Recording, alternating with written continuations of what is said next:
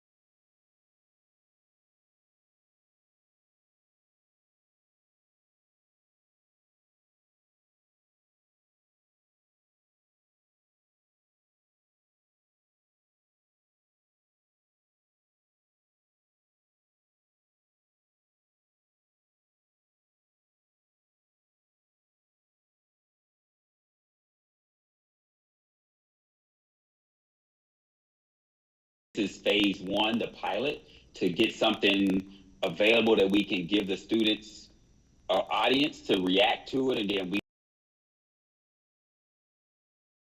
and from GPSA as we roll out future iterations of this site. So we take no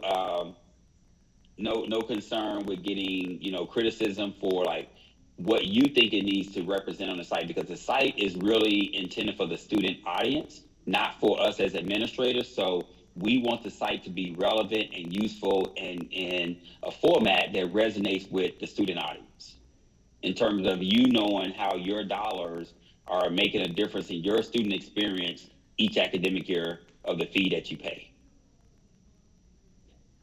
Thank you, Dr. Rogers. He's absolutely right. This is for you. This is not, I know this information. I don't need to have it on the website. This is for you all to consume. Great. Do we have any questions online or any more questions in person? All right, thank you so much. Thank you. Is that supposed to turn back to red? Yes. It didn't. I'm not touching it. Okay. I'm Okay. sorry. Yeah, we can- You don't have to change it at all, it's fine. Thank you. And I believe that Dr. Davidson's probably Yes, up thank you. next. We now have Dr. Jamie Davidson coming to the podium to talk about student health insurance. Good evening, Senators. I'm Jamie Davidson, AVP for Student Wellness. I want to give you an update on the student health insurance plan. Last time I was here, I gave you kind of heads up that things were not looking good. So I have some good news to report. It's not near as bad as we thought it was going to be. But the bottom line is that when we went for renewal, Aetna, who's our insurer, quoted us a 36% increase in the insurance premium, which is huge. The reason for this is because when you look at our loss ratio, which is a measure of for every dollar we give them, how much they get to keep. And the ideal is 85%. So when they get a dollar, they should spend 85% on individuals' health care, and the other, 15% is for them.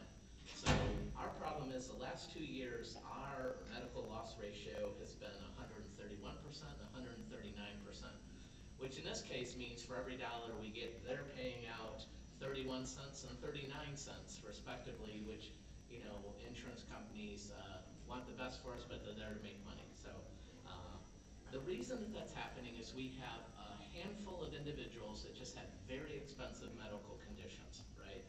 That millions of dollars just to, I won't go into details to protect privacy, but they're very expensive. And that's why you have insurance, right? It would be a nightmare if they didn't have this coverage that's there for them. So the good thing is the plan's there, it's working. The bad side is it puts us over. So they really want to increase it to 36%. I think if you've seen the headlines, all insurance programs basically in the U.S. are really going up. And from the insurance exchange, they said they're going up at least 28%. That's the insurance exchange in Nevada. Those of us that are on the PEBP insurance received an email this morning saying the rates will go up probably 100% plus. So this is not uncommon that this is happening. In this case, though, I really do have some good news. So our broker, which is Academic Health Plans, AHP, was able to negotiate that 36% increase down to 17.5% increase, which would seem very high, but in context, it was good. So the Student Health Insurance Committee met, and we looked at other ways of decreasing the rate. We want insurance to be as cheap as possible for our graduate students and professional students on the plan. So we generally work very hard to keep it that way. So what we voted to do, and we're currently voting, so we have another week that members can vote, but we made some plan adjustments. So we're changing the plan. So for example, we're going to increase the individual deductible from $250 to $350. So we did look to see how many individuals this would impact. It's a relatively small number, less than 30 from that. That achieves a 2.1. Everybody gets a 2.1% discount in their premium by just doing that. So a $350 individual deductible is still very low, just to let you know. They're negotiating possibly increasing the PEB plan up to a $2,000 individual deductible. We'll see where that ends it's still manageable, right? We're increasing the out-of-pocket maximum from $8,500 to $10,600.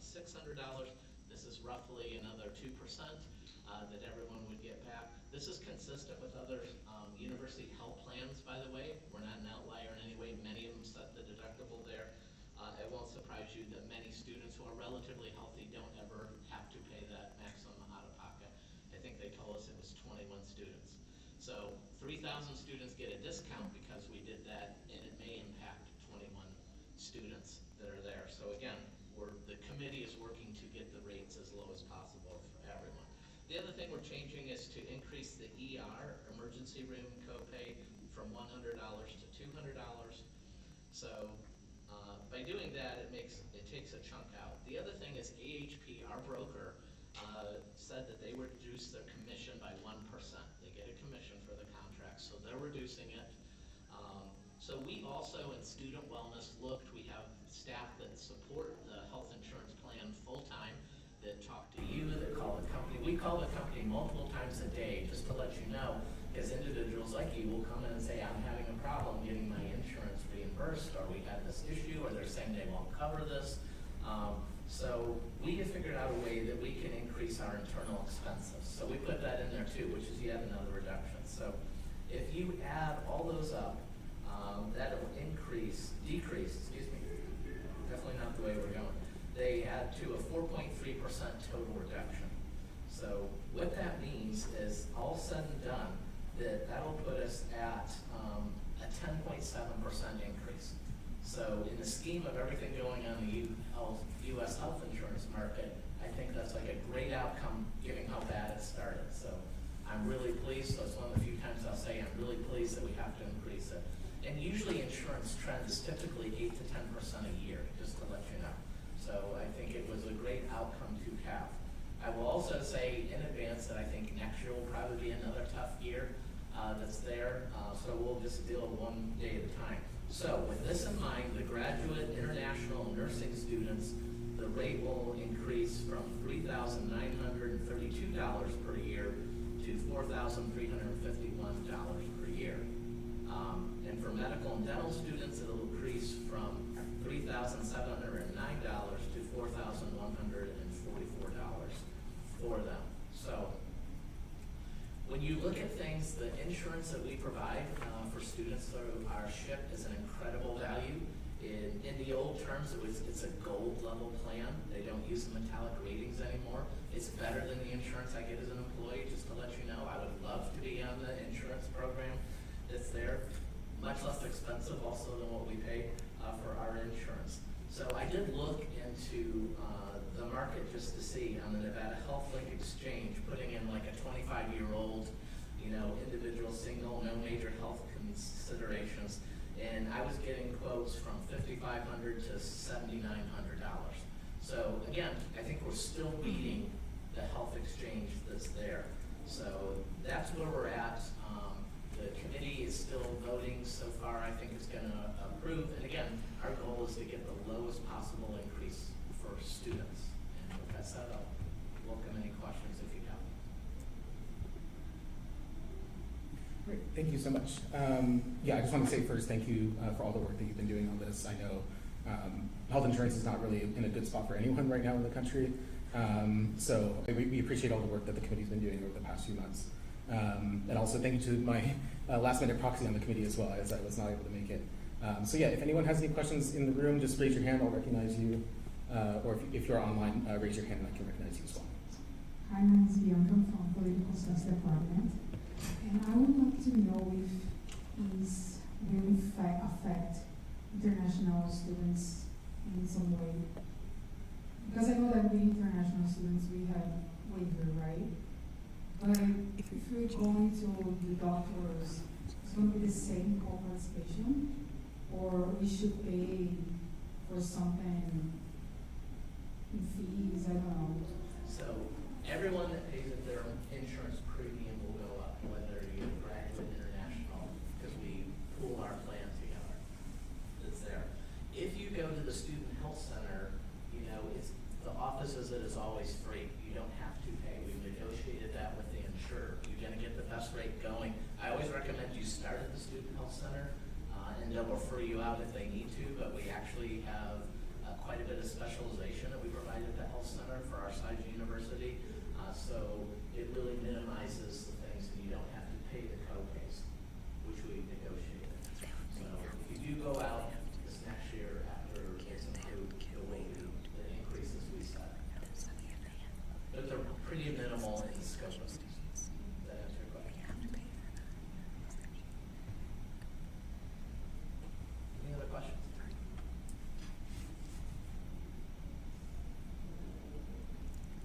I don't see any questions online.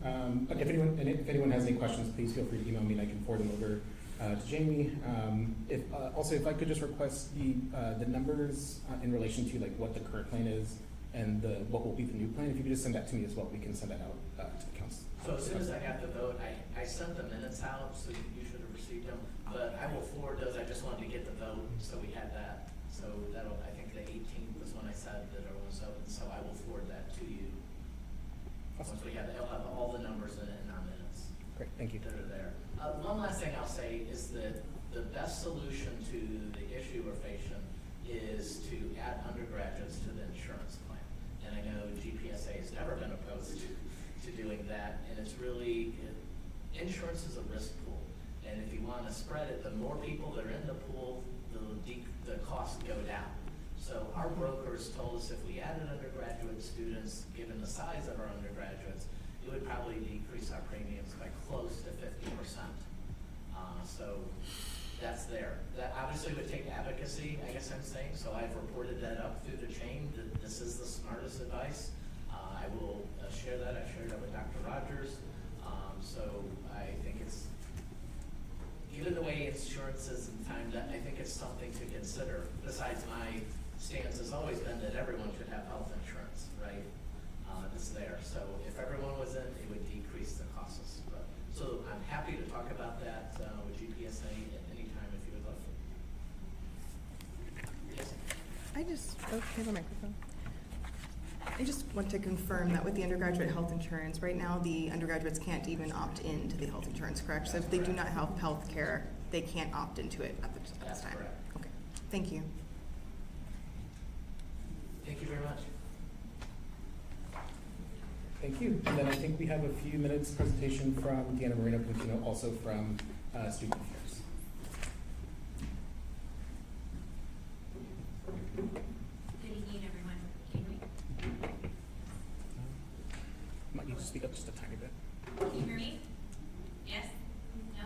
What color is the mic? There's no color.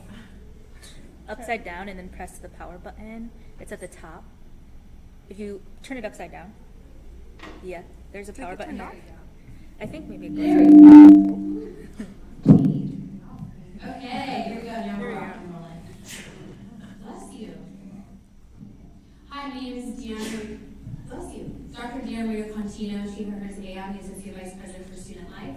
Just a reminder, I oversee the Student Union, our Recreation Center, and our Housing and Residential Life program. So this evening I'm here to give an update on the Legacy property, and I just wanted to kind of give a quick context and overview because I failed to do that in the fall semester.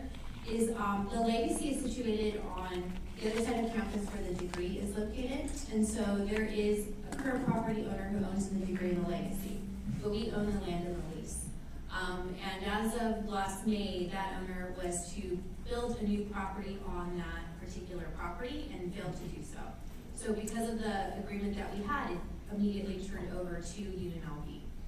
So before it wasn't UNLV running the property, we were partners, kind of like where we're the degree, we're partners, but not completely running that area. So I would say it wasn't until about October, November, we fully got kind of in there, starting to work with our residents, starting to work with a third-party management group that oversees that area.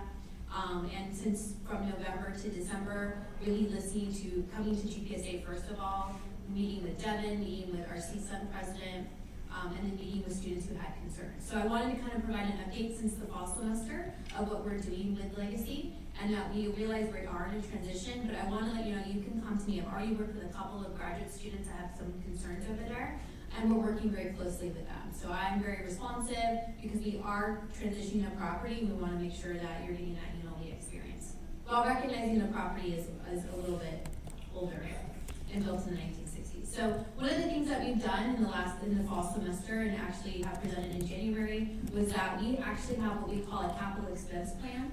So we were able to go over there with the facilities team and kind of look at what needs to be improved, whether that be roofs or stairs, the grounds. We work with our facilities management on the lighting, which we just updated, and the grounds over there. So we're looking at that and making sure that we have a solid financial plan and then putting the infrastructure and any revenue that we get back into the property. So one of the things I don't know if you've noticed is that we started working on the pipes over there. So we're actually in the middle of a pipe project for Legacy.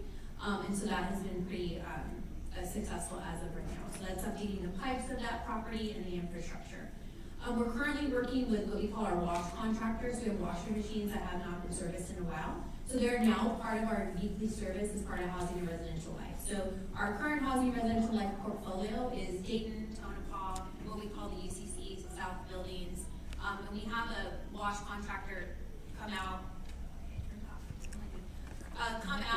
and do service every week, and so we've actually added the Legacy to that route. And if they're not showing up, we follow immediately up with that vendor. One of the other things that we are doing is that we created a plan to replace any older wash machines and washer and dryer, because that was also a complaint and concern that we received from residents of updating that area. Thank you so much. So that is another thing that we're doing. So we should be in their place. I just emailed Legacy, our Legacy contact over there, to get an update on that. And I have a meeting with them tomorrow to make sure where we're at. So that's our facilities. Safety. Safety was another concern. When we first took it over, there were some concerns for safety. And so since then, we've updated the no trespassing signs over there. We've worked with those residents. We have a ghost car. A ghost car is from University Police Department. They just put a ghost car there, which is a car, to monitor the safety in that area. We have increased patrols not only from University Police Department, but our Housing and Residential Life team. We have actually a security team from Housing and Residential Life. So now we have a golf cart and we have student safety volunteers that go over there and check the property up until 2 a.m. So those are some of the safety things that we're currently working on. And we're also looking at the windows and the safety around that and doing some education. So we're currently working with UPD on safety plans, and our chief has been really responsive on what that looks like. Pest control, we also know that's another concern of what we were finding out when working with our property management company is that they're not as aggressive as we are on campus. And what does that mean is we have someone come and actually spray every week on our campus at housing over here and on campus property. And so one of the things that we're doing is we're switching our vendors to the Legacy, and we're being more proactive and more preventative. We're also working with residents who move in if they want to do a preventative pest control maintenance. And anytime they want pest control to come in, they'll come into their particular area, spray for the area, and then we actually will work with our contract cleaning office to come and clean the apartment as well if that's requested by the resident. So we do understand that we're still working out some, lack of a better term, bugs. But we know that there are things that we are doing to improving. So one of the things is working with a larger vendor for our pest control company and making sure that the students, anytime that they want a pest control, they can request that any time and not rely on the property to do that. For communication, so we had our first meeting February 2nd from 4 to 5 in the cyber community and the degree, and about 14 residents came. So I'm really excited about that. We had representation from UPD, University Police Department. I went, our facilities team went, Housing and Residential Life, we had student government representation, and then we had the Cardinal Group representation as well. And what we learned is we had an opportunity to meet with our residents and learn a little bit more about the infrastructure, and was able to tell them this is where we're at with our capital projects, this is where we're at with safety. And it was really great because UPT actually got to hear some of the concerns and say, okay, we will increase our patrols, and or if you have any concerns at any time, call us immediately, and that we can send either CSOs or a road patrol officer out there. So one of the things that came up as a concern was response time, and so now our UPD is more aware of what that looks like. We also are working with the residents to be a part of our on-call program, so we're going to be building an infrastructure over there as well to make sure that we're looking at potentially kind of like an RA role over the Legacy. So we're working with our RHA, and then we'll be working with our students over there as well at Legacy. And then we'll be holding these meetings once a month. So I encourage anyone to go down. I was thinking maybe we could have you come and present on GPSA. and then just a little bit about how can we support our graduate students and our undergraduate students and international students that live there. The other thing is that we're launching a bi-weekly newsletter, which will kick off tomorrow. And in that newsletter, we actually got resources from the graduate school to put in there, whether it be a workshop coming up or some tutoring resources. And then we're also including how to do a work order, how to request pest control, and then state.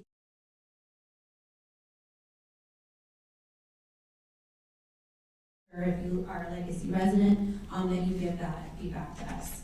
We also sent a survey programming out. It was really well received. So one of the feedback that we received from the residents on that meeting, they would love to do a rec night. So they want to go do a rec night on campus. So we're working with our campus recreation department to have them go over there. And they also would like to explore food truck Fridays. So we're currently working with our Airmark partner to start a food truck Friday program. And we're hoping to hopefully provide some vouchers, so maybe like the first 20 residents at Legacy, we can kind of sponsor your meal, and anybody else could pop in there. Some of the meeting cadence that we have, just to let you know, I'm in every meeting weekly with the Cardinal Group. That is the property management group that we do, so we work with a third-party vendor, and then our housing team, and then our housing team has internal meetings as well, and then we meet with student government representatives. So we keep Kalechi and Devin informed on our progress. And we also have included RHA, which is our Residential Hall Association. And if there's any time we want to meet with students, you can always request a meeting and we can provide updates, but we just want to let you know our meeting cadence. So as concerns come in, we're addressing those weekly. If we feel like they need to be elevated, we're addressing them right away so that we don't have the student just kind of waiting for a reply. So those are some of the updates that we have with the Legacy. So I wanted to open it up for any questions or anything with that. Great, thank you so much. I do have one really quick question to kick it off. We heard a couple complaints from students a few months ago about like broken lights or lights having a sort of like strobe effect. Have you seen anything like that, or have you found anything on your safety walkthroughs about that? No, I have not. That's the first time I'm hearing about broken strobe lights as a concern. So yeah, I can follow up tomorrow. Yeah, I'll reach back out and see if that's That still would be great. an issue with that unit. Okay. Yeah. But yeah, if anyone has any We questions. did receive a concern about the lighting outside, but we followed up with our AVP for facility management, Mike Lawrence, and they have updated the lights that are outside of the Legacy. I think that's what it was. Yeah, it should be updated.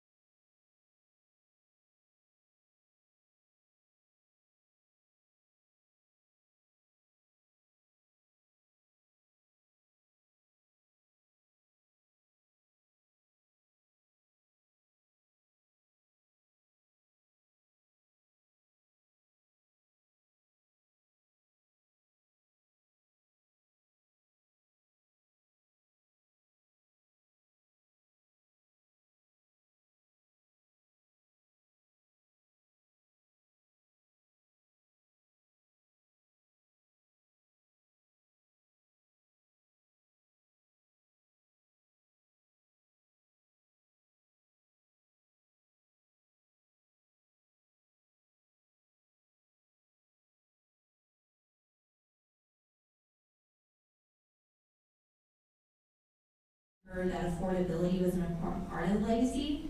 We are working on updating that lease, and actually I just got it back from General Counsel, I think today, so I'm reviewing that right now with the Cardinal Group and the property management to make sure when you receive the lease and when we open up for leasing, there's no hidden surprises. And what you see as your rent property will be your rent property for the full year.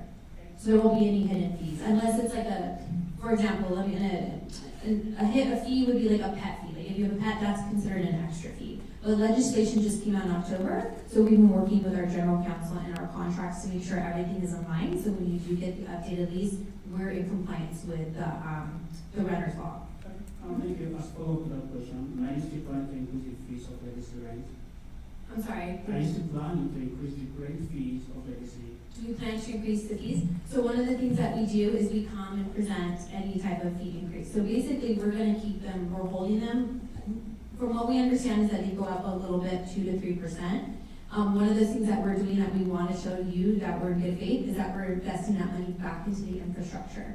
So that is one of the things that we're doing to fix the pipe. So anything that, if we were to increase the fees, but they wouldn't be by a lot, we would invest that out. But per now that we're here, we come and present the fees to you.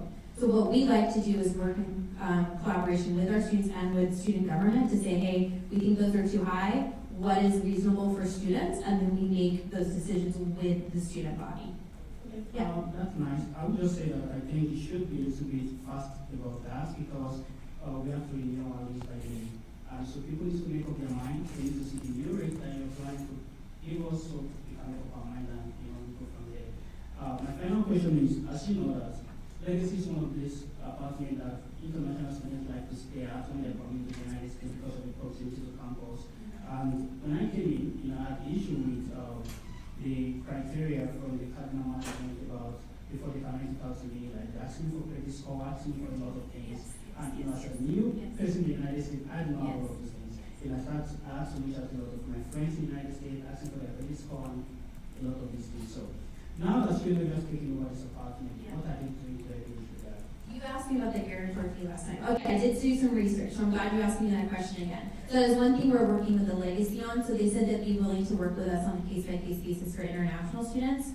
So what I'd like to do, I think, so if I can get your contact information, I think what I'd like to do is put together a policy so that it doesn't create barriers for international students. But we did talk about that very thing. So we are going to be developing some policy in collaboration with you so that we can remove that barrier for international students. Yes. Thank you for asking that question. I appreciate that. Are there any other questions in the room or online?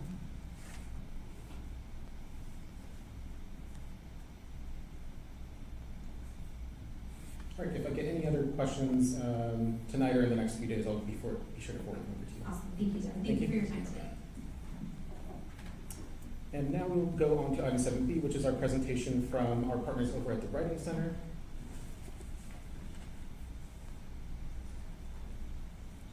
And they have a slideshow for us today.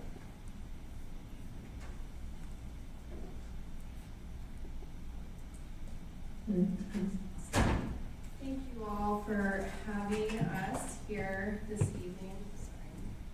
Sorry, my number again. I'm Alana Beitzel, B-I-T-Z-E-L, Assistant Director of the UNLV Writing Center. We appreciate the opportunity to be here and highlight this resource. I think one of the biggest misconceptions about the Writing Center is that we only serve undergraduates. And so it's really important to us to highlight to our graduate students and professional students that we are a resource for you all as well. I'll direct your attention up on the screen to the slide deck. Next slide, please.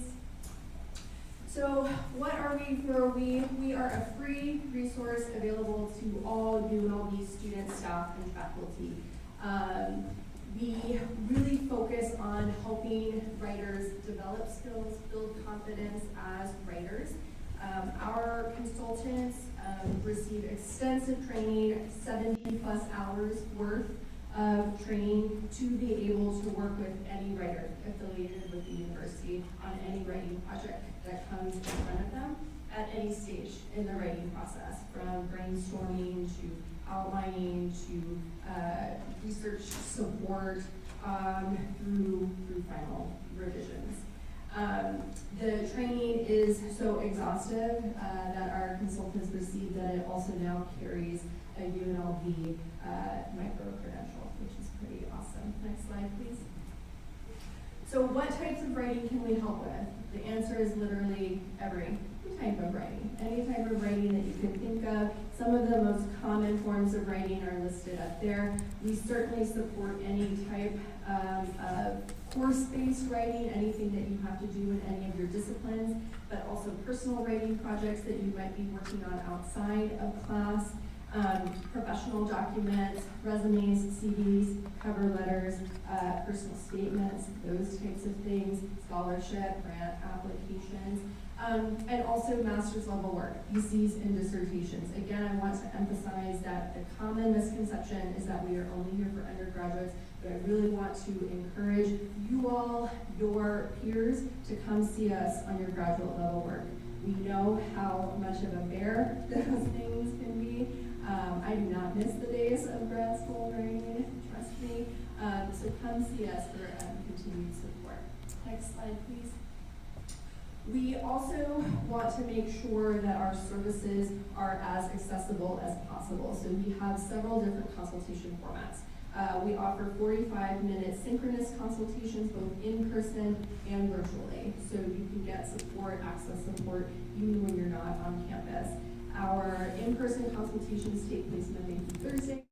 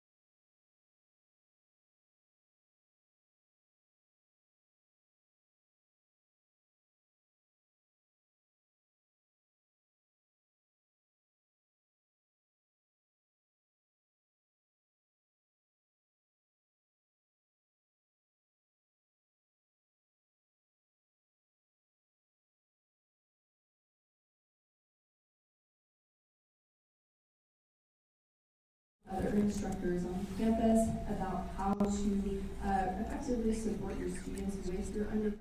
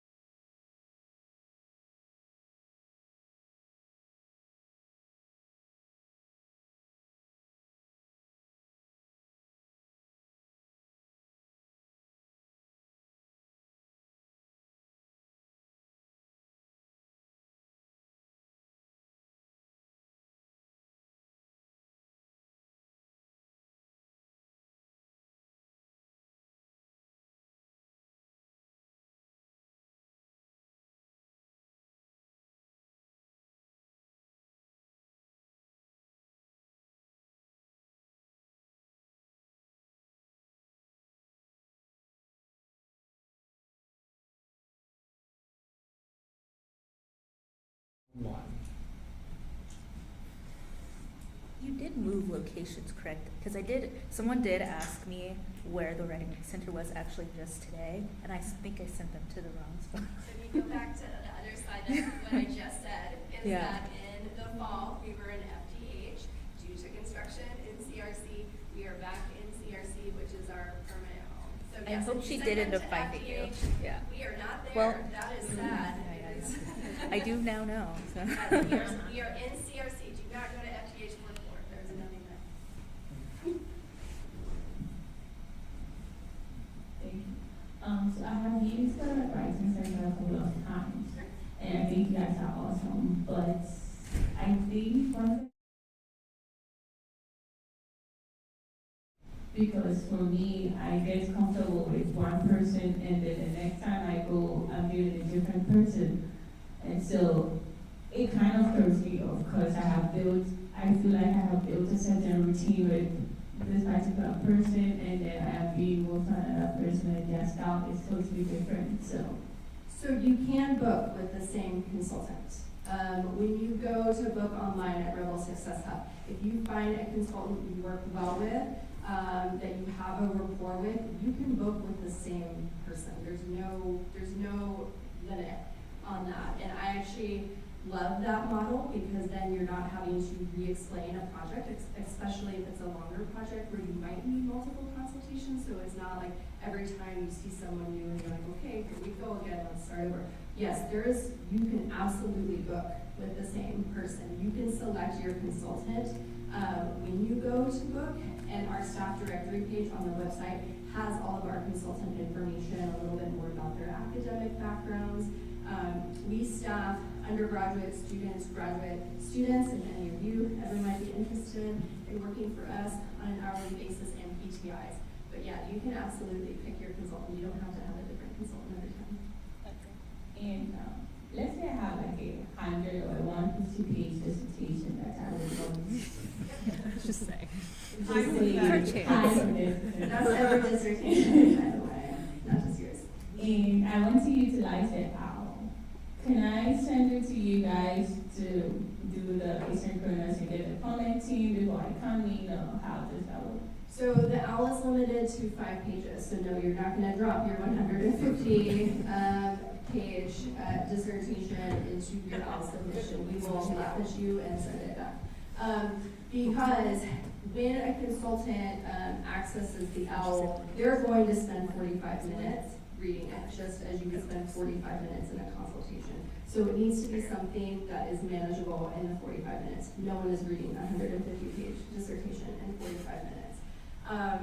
OWL is best suited for kind of more higher level feedback, right, to help guide kind of more major revision work.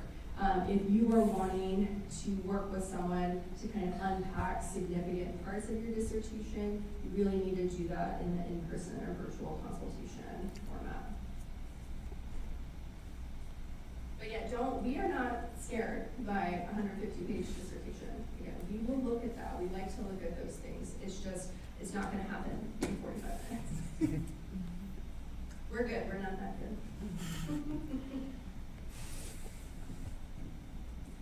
Do we have any other questions in the room or online? Okay, it does. Hi. I know that the grad college offers a writing boot camp, and it's like kind of supposed to do. Do you guys offer anything similar to that for dissertations or maybe publications? We partner with Grad Rebel on Grad Boot Camp. We conduct 2 or 3 workshops as part of that. But we do and will offer standalone workshops. So if that's something that this group or groups that you're associated with would like, that type of support, you can just reach out to us and submit a workshop request. But yeah, we do partner with Grad Rebel all the time. So I know the Writing Center has a lot of people from the English department, and is it possible to have people from the sciences or the chemistry still have another perspective? Like sometimes, for instance, I need a science person, but then I come there and I'm only getting grammar and how I'm writing my stuff. I need, somebody with a a sciencey background to be able to read my stuff. Are you guys open to getting people from the sciences and stuff like that? So I will first respond by taking issue with one part of that. We don't just work on grammar. We work first on higher level concerns, thesis, organization.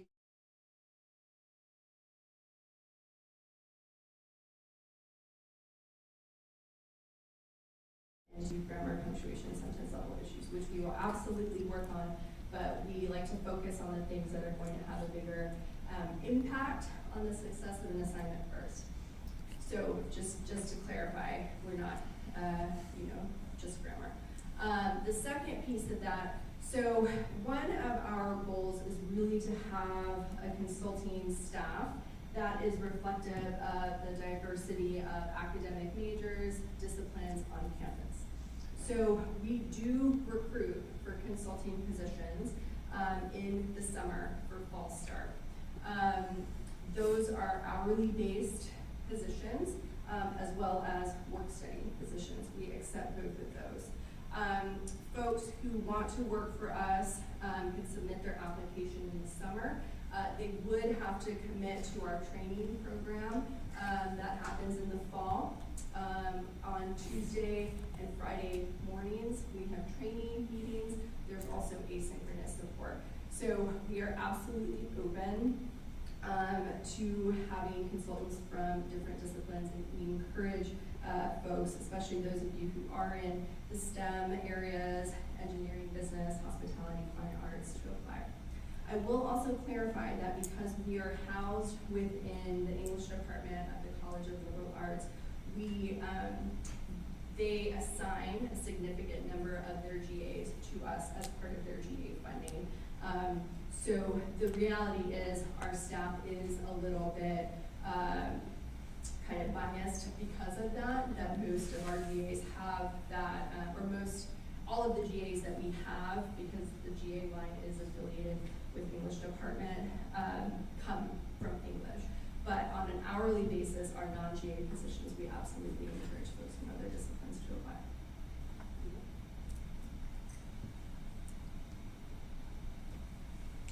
All right, any last questions? I don't see any online. All right, thank you so much for coming. All right, give me one moment so I can transition to our next item.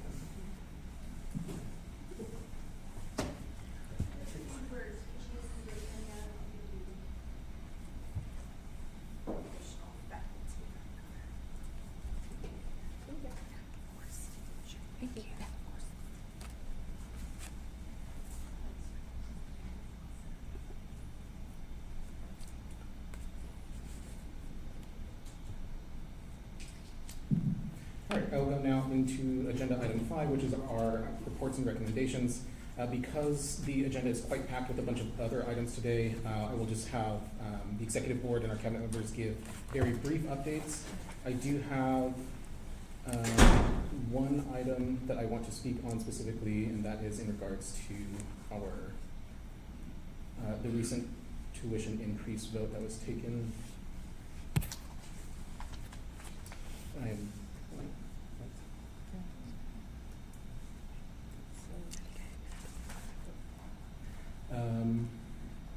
Sorry, one second.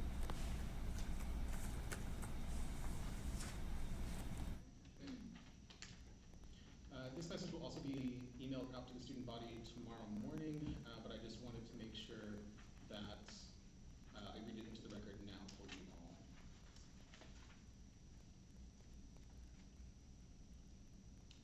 So in the message that's going to be going out tomorrow morning, I'll just read directly what I have ready to go. I'm writing to you all today with regard to the recent vote by our Board of Regents to impose an additional 12% tuition increase over the next 3 academic years. There's still many questions left unanswered about the topic of the tuition increase, so I wanted to provide an update to you all with the most accurate information that's been consolidated by myself and the GPSA. In terms of the timeline of the tuition increase had 2 options up in front of the board on January 23rd. The first was a 3-year phase-in of the tuition increase beginning fall 2026, and then the other was a 2-year phase-in of the increase beginning in fall 2027. UNLV and NSHE are guaranteed state funding through the current biennium, meaning that UNLV's budget shortfall would not have become a problem until fall 2027. However, despite our guarantee of funding for an additional year, the Regents decided that students needed to pay more tuition early for the sole reason of putting NSHE in a better bargaining position with the state legislature. In my opinion, believing that the state legislature will provide more funding after NSHE's already raised tuition and covered its budget shortfall is ill-advised, and the legislature really honestly at this point has no incentive to help out NSHE in the next legislative session now that students' pockets are being squeezed in order to pay for this budget shortfall. Plan 1, which was ultimately adopted by the board, will increase tuition by an initial 3% this fall, plus the pre-scheduled inflation adjustment of 5%. Between fall 2025 and fall 2028, the total increase in tuition, which is the board-approved 12% plus inflation, will be 27.2% between, as I said, fall 2025 and fall 2028. In terms of impacts on enrollment and retention, throughout the last 6 months of this policy debate, I repeatedly asked state and university administrators for an analysis of enrollment and retention as a result of the 27% tuition increase. In nearly every interaction, I was told that such an analysis is, quote, too difficult to complete, and as of now, no analysis has been completed of this type. I find it hard to believe that the 27% increase will have no impact on our students' ability to complete their degree, or that this will have no bearing on our ability to recruit graduate students from outside of Nevada. And with that, the non-resident rate for UNLV is now more expensive than the University of California system. I also raised concerns multiple times about the increase's impact on our financial competitiveness with proximal universities.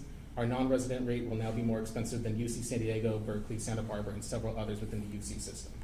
I was again assured by UNLV administration that this will not create any recruitment challenges for us in the next few years because many of our non-resident students are recruited through GA lines. In terms of the tuition increase's impact on grad assistant tuition waivers, in the lead up to the board's vote, I received multiple conflicting answers from UNLV regarding the impact of the tuition increase on GA benefits. Initially, GPSA was told that an increase in tuition costs without an appropriate increase in support from the state for tuition waivers would cause our GA program to reduce the total number of state-funded lines available. Later, we were then told that the university, quote, plans to fully fund GA tuition waivers if the increase is adopted, as it was, but it's still unclear at this time which funds will be utilized for this purpose. The GPSA's requested from President Heavey and the UNLV administration a very clear breakdown of the funding system for the GA program, including the percent of GAs that are funded through a state-supported account, the percent that are supported with a mix of state and university funds, as well as the privately funded lines. GPSA has not yet received this data, but we will be following up to make sure that this data is available, and we'll make it available to you all when it reaches my desk. To be clear, I have in writing that the university plans to fully fund all state-supported GAs in the aftermath of the tuition increase, and we are waiting for that data. Additionally, UNLV will have a tuition surplus after this decision by the board. To add to the ridiculous nature of the tuition increase being imposed on students, UNLV will now have a yearly $5.8 million tuition surplus by fall 2028. Part of this is due to University of Nevada, Reno's particularly poor financial situation, as Reno and Las Vegas must move in sync on tuition increases per board policy. And because Reno was in such financially dire straits and UNLV was in relatively decent shape, this means that the 12% tuition increase leaves us with a $5.8 million surplus. I personally believe that a moratorium on student and differential program fees is more than justified as the university rakes in multi-million-dollar surplus in the next few years. For the roll call vote that was taken by the board, the following regents voted yes to increase tuition by 12%. Vice Chair Stephanie Goodman, Regent Ariscada, Regent Frager, Regent Brown, Regent Del Carlo, Regent Fernandez, Regent Goycochea, and Regent McGrath. Of those that voted no, Chair Byron Brooks, Regent Bautista, Regent Boylan, Regent Carvalho, and Dr. Jeffrey Downs. Of those seats, the seats held by Ariscada, of those that voted yes, the seats held by Ariscada and Goycochea and McGrath are all up for election this year. Of those that voted no, Chair Brooks and Chair Brooks is the only one that voted no that is up for election this year. And Boylan, Boylan also voted no and is up for election this year. For civic engagement in the 2026 elections, the GPSA is committed to increasing the civic and democratic engagement of our student community at UNLV. In an election year, it is especially important for student governments to provide resources to eligible voters. This year, the governor, state legislature, and board of regents are all up for election, and these are the key political actors who are involved in the funding structure for NSHE. Over the course of this semester, the GPSA will communicate to students the deadlines to register to vote, how to check one's voter registration, as well as provide short, nonpartisan voter guides on the higher education policy positions taken by candidates across the state of Nevada. It's clear after the most recent decision that students cannot wait for the state or even the board to make decisions that support us. We have to mobilize ourselves for candidates that support higher education and restore NSHE's position as a cornerstone of Nevada's budget. To close out, I am going to have a couple of GPSA resolutions come before the council. Many questions still remain about the impact of the tuition increase, but the GPSA will be drafting and potentially voting on a host of resolutions requesting transparency from the administration about how tuition monies will be spent or reimbursed. GPSA will consider resolutions requesting transparency in the GA program's financial data, another in support of a moratorium on student fee increases, and several other smaller resolutions ensuring that UNLV and NSHE are transparent and accountable over the next few years with regards to tuition. That is my statement on tuition increases. Thank you. I've been doing my best to get all the data and necessary things in line before and putting out these statements out to the student body. But as I said, this speech essentially will be emailed out to the student body tomorrow morning as well. But with that, I will turn it over to Vice President Carr. Sorry, I chose an amazing time to recognize you. There's a show awkward. Hello, everyone. So I do have some reports that are on the reports document that I think Devin will be sending out or has sent out already. But for this meeting today, I'll take you through how much we've spent on sponsorship for the past 2 cycles, which we've gone through 2 cycles since our last meeting in December. Can I share the? Yes, sure.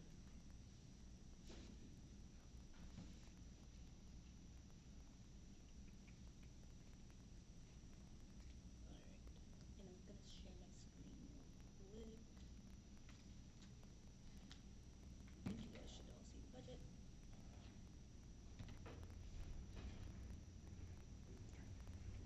Okay, so the cycles that we had were the December cycle and the January cycle. So those were the applications that were submitted in November and December.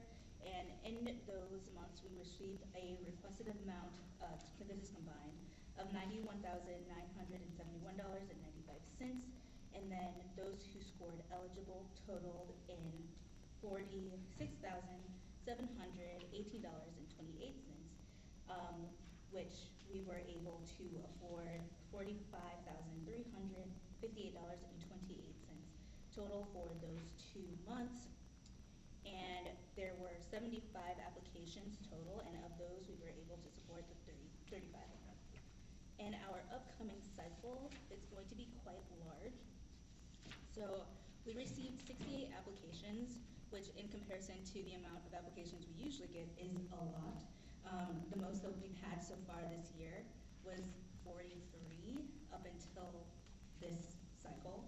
And that amount totals to $98,557.19. And we have a budget so far of $32,500, which I've increased slightly, but it's going to be a pretty competitive cycle, to say the least. So we are going to be doing our best to make sure that we can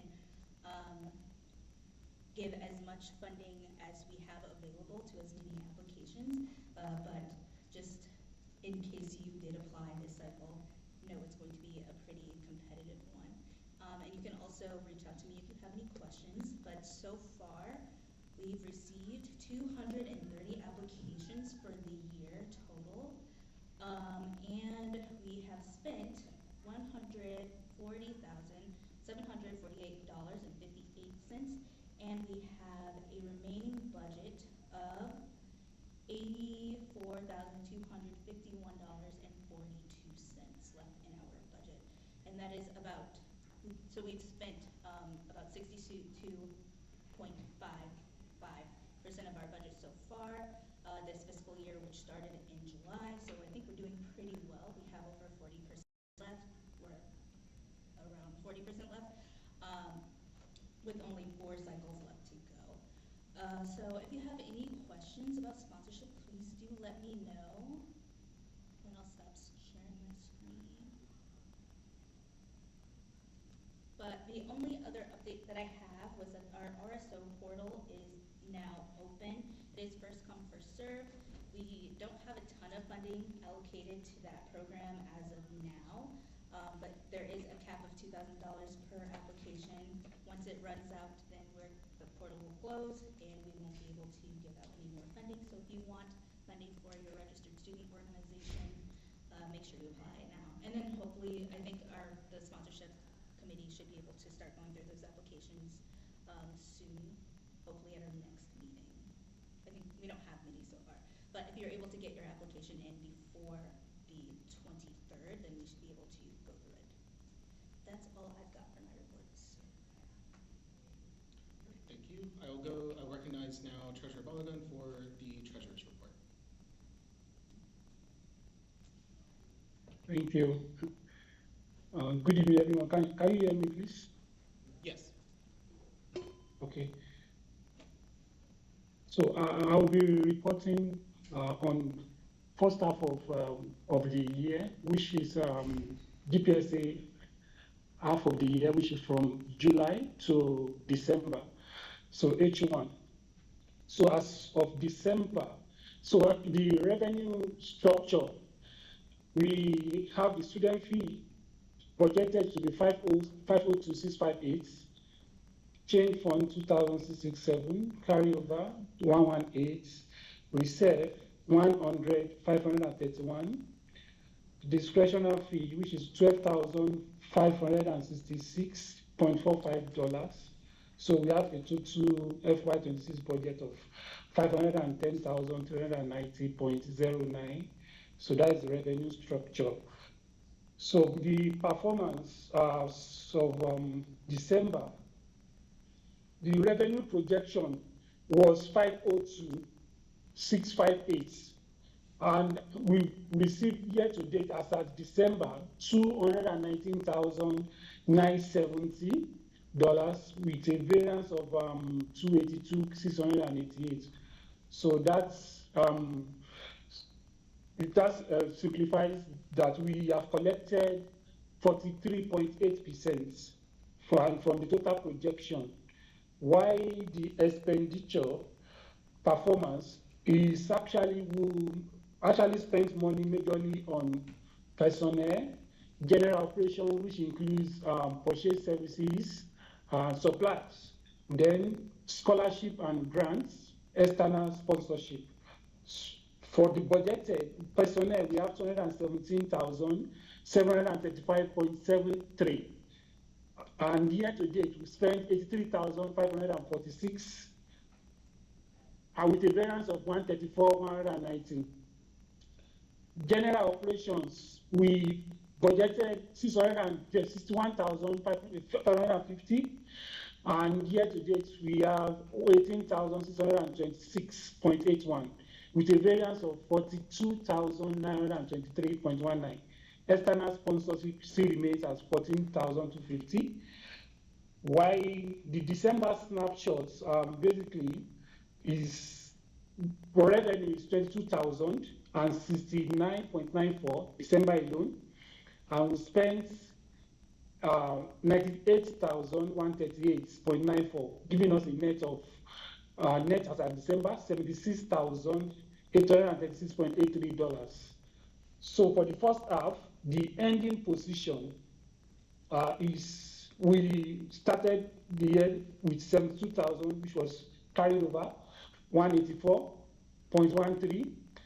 Then revenue to date is 219,970.31, whereas the year-to-date expenditure is 238,258.64, leaving us with an operating balance that is excluding scholarship, operating balance of 53,895.80.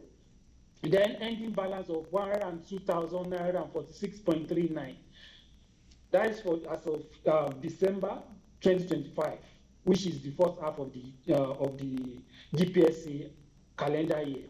While report as of January 2026, budgeted still remain as 502,658,000, while year-to-date revenue as of January, we've received $408,720 with a variance of 93,938.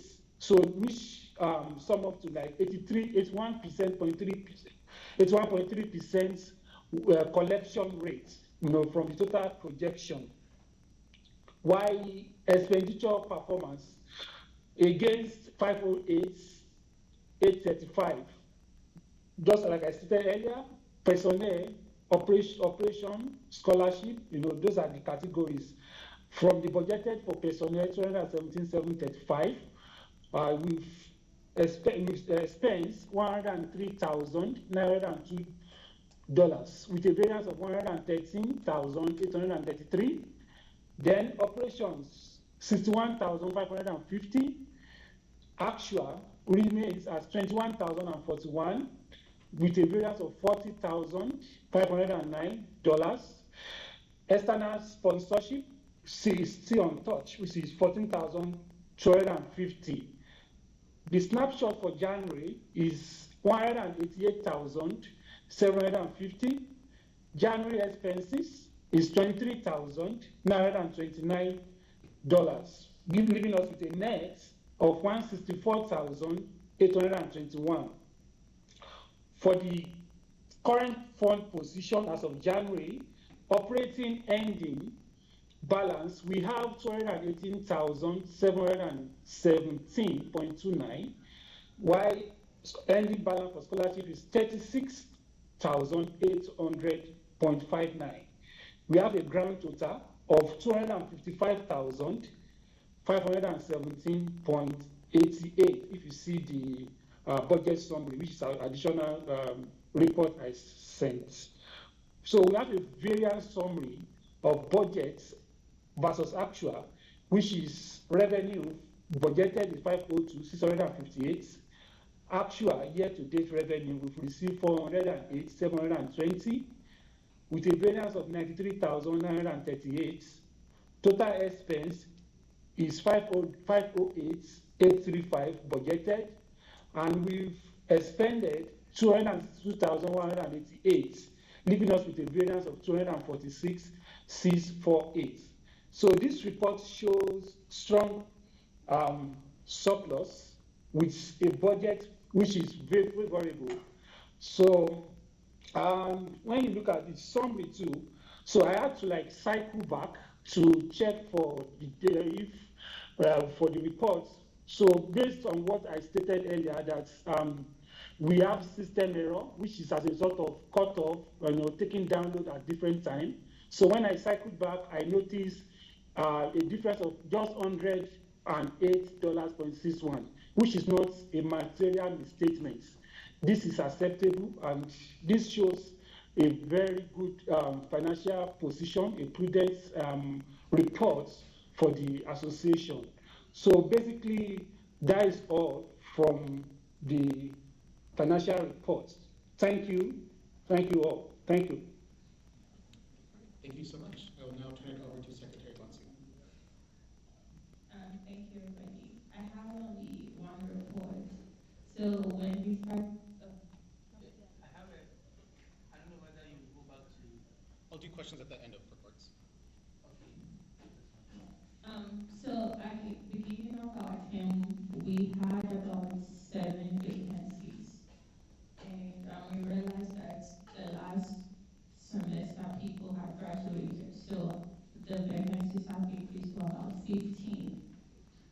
And so we are humbly requesting that if you intend to graduate this year or the upcoming semester, you start recruiting people to join as members as labs so that they see how we run things, and so that when you graduate, we have a replacement for you, because we need the council to be full, because we have 52 seats, but now we have less than 30 council members at the moment. And so if you could start recruiting people from the department to join us as class members, it would help GPSA in our operations. Thank you. And you can email them, you can email them and then CC me so that we can add them to our records. So thank you. to Director of Engagement and Outreach, Ari Udna. Okay. Oh, it's working. Okay. So we have two really exciting events coming up. I'm looking at my screen because I literally forgot. Are important.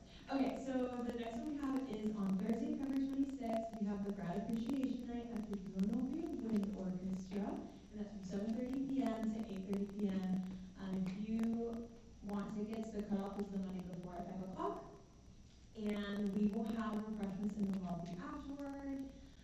We are currently at 451 tickets, and we still have, I don't know, like 2 weeks or 3 weeks left. So this is awesome with how many tickets we have playing. So please come. We'll have a jacuzzi board out, a charcuterie board afterward. And so it'll be really exciting. And then we have a service activity too. This event has been a long time coming. It will be sponsored by Hershey Helping Hands. They're a nonprofit. They're sponsoring the cost of every soul that we create. So essentially we're turning blue jeans, we're tracing blue jeans with this, I don't know, like a sole of a shoe, and then we're going to trace it with the sole. And then after we're done with all that, we're going to ship it to children in Africa, where someone will be able to use the shoe cutting pattern that we have, and then give it to people in Uganda. And so that's what we're going to be doing, and that will be on Saturday, March 28th at 10:30 a.m. I'll be in the grad commons. We will have refreshments for that as well. So yeah, those are my two announcements. Thanks, guys. Yes. Thank you. I said question, but Ms. Julia. Yes, I'll go to questions for any members of the executive board or CAB. Hi there, P.S. Museum American. I had a question on the Soul Hope. Do we need to go get any denim donated? Good question. So they will actually be providing everything for us. Denim, scissors, the pattern, everything. We just show up. Okay. Yeah. So we're really lucky. Should we create a sign up for it? Yeah, I'll be sending out a survey too, just an interest survey to see how many people we need to get refreshments for. So I'll be doing that. I'll do that after the orchestra so that way we don't have too much going on with those classes. Thank you. I'll put the big orchestra in the chat. We had a question back there. It takes a little bit. Just like turn it on and let it sit for like a few seconds. There you go. Hi, this is Prince from Economics Department. I want to refer back to the Treasury report. My first question is, I don't know whether the exact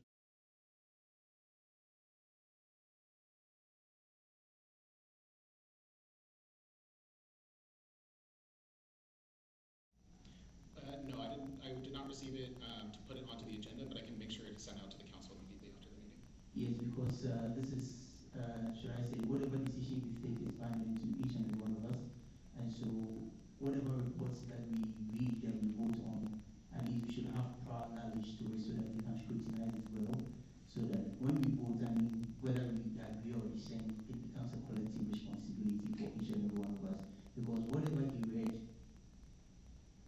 most half of it I was lost because yes, we kept on mentioning figures and I couldn't put dots to whatever was read and all this. And so I felt that, I mean, going forward, such, especially when it comes to the budget report, at least we should have it for our hand so that we can go through them, we can scrutinize them so that it's not because we are doubting each and everyone's credibility, but at the end of the day, accountability sake, that is why I'm putting it out there. Thank you.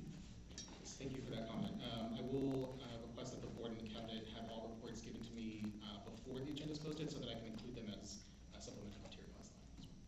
I saw Christian first. Okay. I would just like to agree with the previous comment that I've said. It's good that we have time ahead of time to really look over things so we can make informed comments about things instead of having to, rip off what we caught in the moment. But when it comes to my question was about sponsorship. So obviously you noted that there was a significant increase in the amount of requests that were coming your way. And I was wondering if we know why exactly that number has gone up, whether or not it's people are getting less support in other areas, or what particular sets of requests we're getting, so that we can kind of anticipate these things going forward.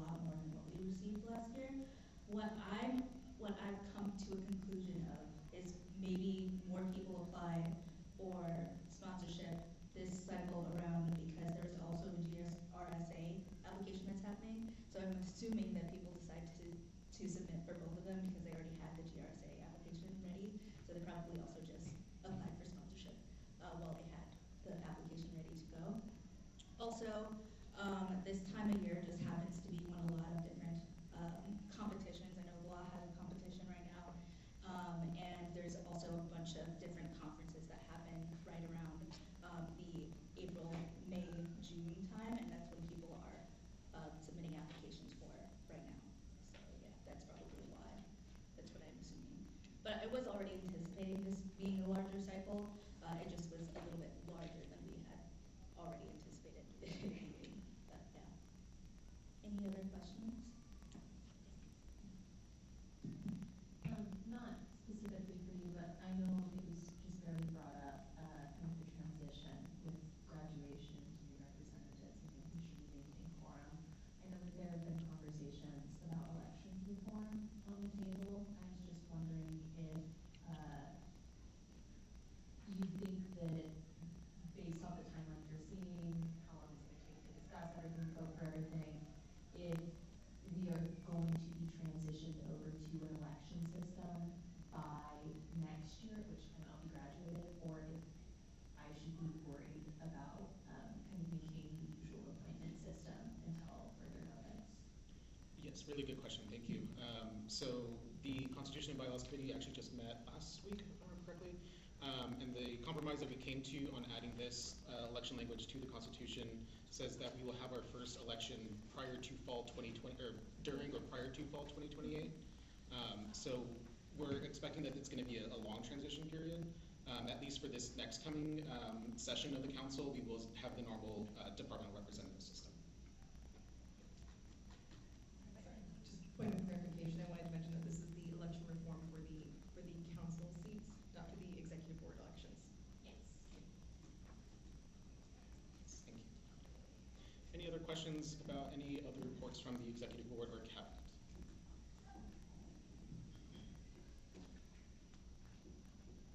Seeing and hearing no questions, I'll turn it now to the business manager, Nia Spurs.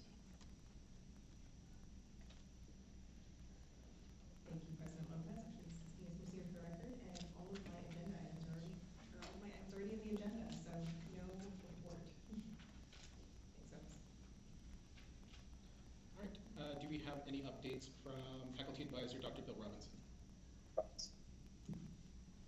So I just want to say I agree with everything President Lopez said about the fee increase. You should know that the Faculty Senate at UNLV voted overwhelmingly to support the students in this. Nevada State faculty supported the students in this. UNR faculty actually stood up and said things like, student enrollment might actually go up when we increase fees because there'll be a sense of quality, right? It was ridiculous, and the campuses all the plans the campus all the campuses put forward, not one of them included any reduction in administrative overhead. All of the people they were going to fire were faculty, teaching faculty, and support staff. So it was absolutely ridiculous, and continues to be ridiculous. So we just got to keep our eyes open that, you know, we get something. And I do want to say too, while we're here, that Vice President Carr has done a really good job on the Provost Search Committee. And everybody should keep their eyes open for some of the provost candidates coming in. And, you know, you may not be here long term, but you can certainly have a voice in who the leadership of the campus is going forward. And that would be my report. Awesome, thank you so much, Bill. Do we have any questions for Bill before we move on? All right, thank you. I'll skip committee reports because most of the committee reports have been actually agendized on the agenda today. So I will go to any updates from members of campus-wide or external committees to the GPSA. Do you have anyone that is sitting on an external committee that would like to provide an update?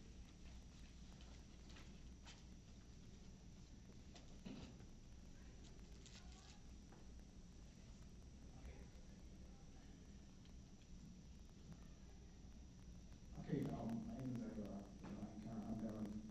I'm on the graduate course review committee. And so we met this month, and I'll just summarize because we have like a lot. But I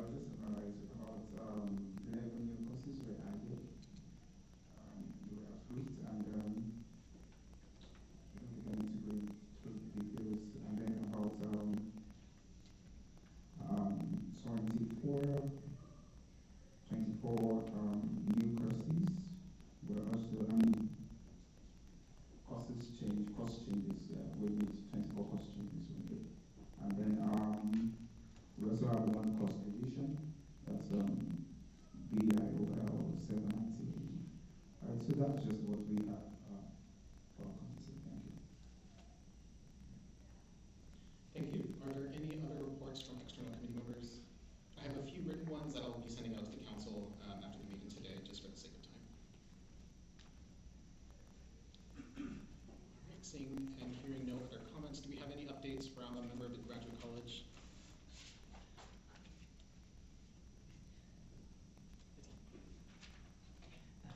Actually, so I was going to give the updates for the graduate college, but actually didn't receive any new updates from the graduate college, but of course the GSRA is probably the biggest update, and so those applications have all been received. There were 124 applicants, and that committee will be reviewing over the next couple of months, so that's the biggest update I have from graduate college right now. Thank you, folks.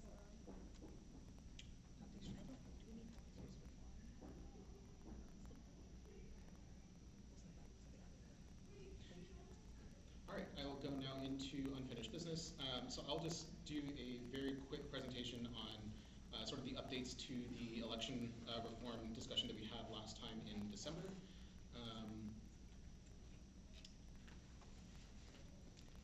So here is the language that the committee was able to agree on and include in the draft of the Constitution that will ultimately be sent to the council sometime this semester. I was able to put it together, but essentially here we got rid of a lot of the language that said that there is one guaranteed representative from each department, giving us 52 representatives.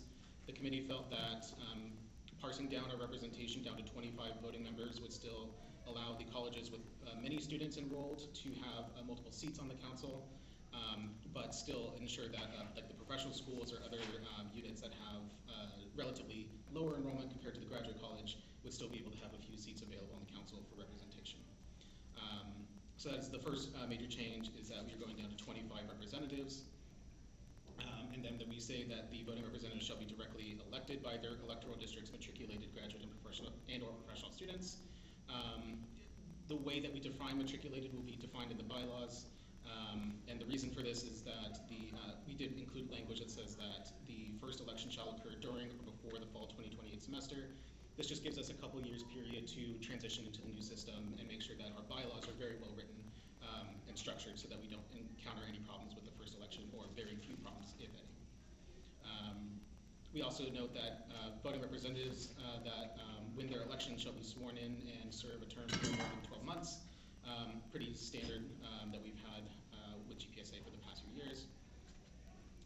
And then we also say that seats shall be apportioned to the electoral districts as a proportion of their enrollment headcount. We considered FTE, proportional FTE, as one way to allocate these seats, but Nia actually mentioned during one of the committee meetings that since students pay a flat fee, it doesn't necessarily make sense to provide extra representation to departments or colleges that have like exorbitantly high FTE, but instead just a simple raw headcount would be enough to suffice and be able to get equal representation for all students.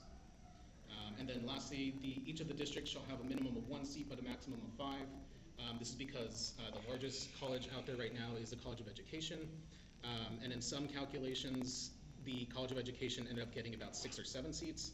So we wanted to make sure that they weren't just like overly represented debate the council. So that's the rationale we have for that. So that's really the biggest update that we have. I'll open it up for any questions at this time.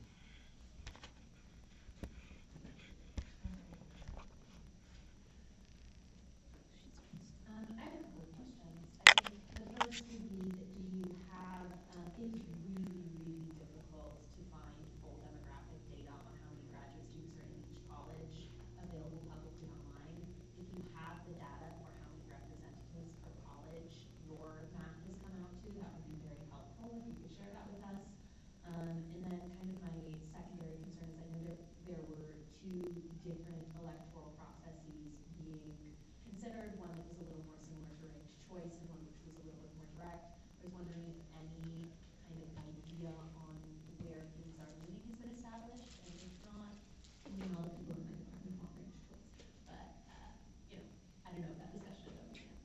Yeah, so when the committee met last week, it seems that we're more in favor of what would be interpreted as a non-ranked system, the non-transferable vote. This is mostly because we're not sure if we have the resources and logistics to be able to perform a ranked choice system. It would probably come down to the Elections Commission having to individually hand count each of the ranked choices, and that could take weeks at a time for us to get election results out. So that's the major reason why we're leaning towards the single non-transferable vote. But if we were to get, if we were to be, to find out about any resources that are available that can make that possible, I'd love to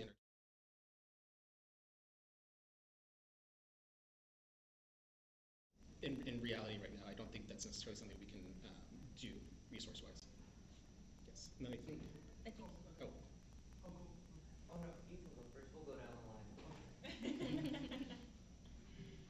Yeah, my first question would be, in terms of someone putting him or herself up for voting, did the documents capture any eligibility criteria, or the fact that the person is in graduate school or in any graduate program the person is entitled to, or there are other eligibility criteria that's required for anybody to put himself up?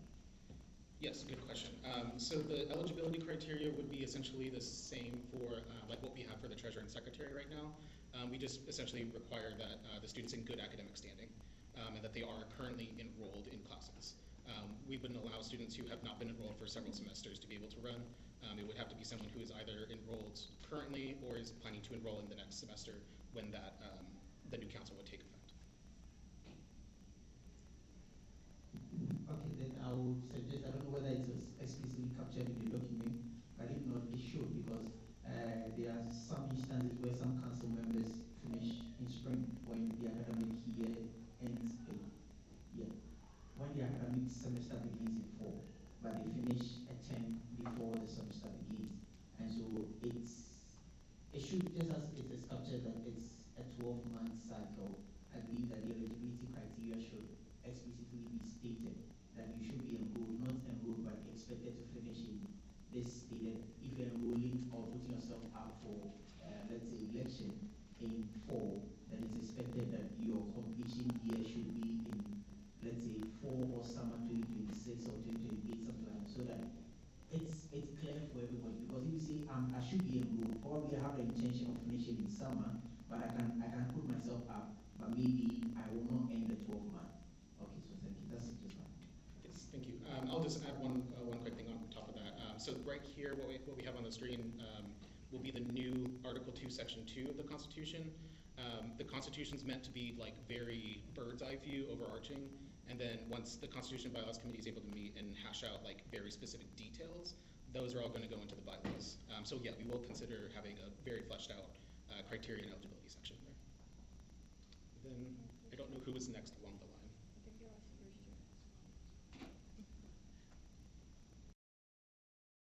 For all of your work on this, and you and the whole committee. I just have one quick question about the memo you sent in January. I think there were like 15 districts on that. Are you still considering those same districts, or those would change based on enrollment? Yeah, so the only reason we didn't include it in the constitutional language is because we're concerned that if there's, like if two colleges get merged into one, it would take a constitutional amendment for that to change in our documents, whereas the bylaws, if we put into the bylaws, it's just a simple majority vote that we would take here. So yeah, it was just more for process reasons. Thank you. I'm next in line. So my question is more of like a concern for the departments that don't necessarily have as many grad students for a variety of reasons, including like, you know, the university not giving us as many lines as we may need. So like we're reducing the amount of seats for council representatives by basically half, or just a little more than half. But how do we expect some of the kind of representatives from each district to be able to, like, you know, represent all of these departments, especially when as grad students we tend to get siloed. Because how many of us can realistically say we know the goings on in all of the departments that are in our colleges? So I think that's a concern of mine. Yeah, no, that's a question that we even debated a lot in the committee. Generally, what's going to be beneficial about moving into an election system is that currently a lot of the small departments already don't have representation, and they've just been essentially shut out of discussion on the council for quite a while. So not only will they have a direct vote in their representative for the college, but we will also expect that the representatives, and we'll provide resources to representatives to have like email lists and things like that to converse with the students, so that it's not just their friends in their department that they're representing. there will be like some colleges or some districts that have only one seat for the entire college. So in that case, it would be a very big incentive for them to be working across all the different departments and get that feedback. She had my question. It was just how you got the number for the, like, how many grad students in each department. Oh, yes.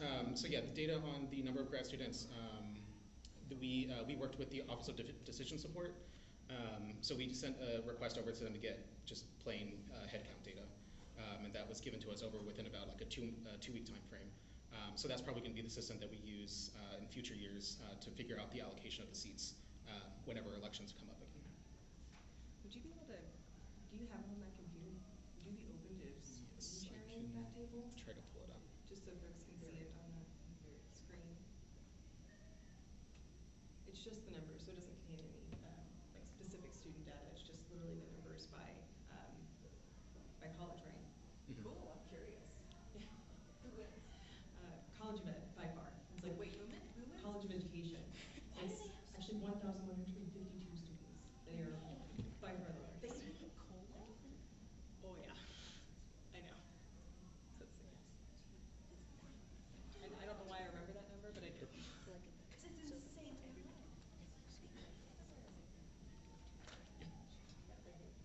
Yeah, so the head count we have here, we played with a bunch of different formulas. Oh, I thought we had it in this one. Oh, the calculator in Slack, but I made it feel that. Oh, it's in Slack, okay. Yeah, it's just a spreadsheet. Sorry, it's not a computer. Got it. So like in this initial calculation with 30 seats, which was the highest cap that I wanted to put on the number of reps, you could see that we had like the maximum number of seats for College of Education at 5, but then it's sort of spread out like 3 seats for business, 2 for engineering. Some of them will have 1 seat like public health or hospitality, but then we also have like the professional schools, 2 for dental, 1 for medicine, and then 3 for law. Is this going, I have that vision, is this going to be shared with us? Yeah, I can share the actual calculations. It's in very crude format here, so I didn't want to send that out to the council. I get it. Thank you. Mm-hmm. Do you want, President Lopez, do you want me to share that spreadsheet calculator? If you can share, yeah, I don't have it ready. I think I can attach it to the Zoom. I will try that. Again, it's just a calculator made in Excel. Was not intended for like formal meetings, so it's not pretty, but bear with us. It's actually perfect, like perfectly simple. It's just like how many people, how many seats. So I think it's good. Thank you. Oh, yes, another question? Yes, it's me, Christian, from Physical Sciences. My question is, what informed the decision for 25 seats? Did you think of more, 30, 28, 5, something like that? Yes. 25? So we were playing with a couple of different calculations. What we essentially did was calculate the variance between the true proportion of the head count of the college and then the number of seats that they were allocated. And so we found that 25 was about the best sweet spot that we could find. That was, I believe the only one after that would have been about like 40 representatives, which would have gotten rid of a lot of the reason that we were moving to direct elections. So 25 reduces the amount of variance between the true proportion of head count versus the proportion of seats that they were allocated. When voting does eventually come around, are we planning to do that on a paper ballot system or a digital ballot system? And if not digital, what are the kind of barriers that are preventing us from doing that? Yeah, so we would most likely just do the system that we have for the executive board, which is online voting through, I don't know the actual name of the system. Involvement Center. Oh, through the Involvement Center. Yep. Yeah, for instance, College of Engineering could say that there are 2 members from the allocation. So let's say maybe 3 people are indicating that they want to represent College of Engineering. What happens in that case?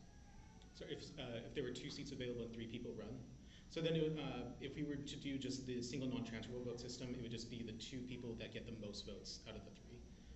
And then we wrote it also into the Constitution that anyone who runs for election but doesn't win can still join as an at-large member, so they can be a part of the debate at least.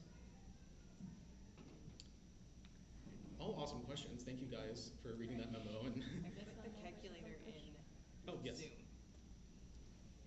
Sorry, I got the mic again. So I'm wondering, if we're switching to this direct election model, what happens if an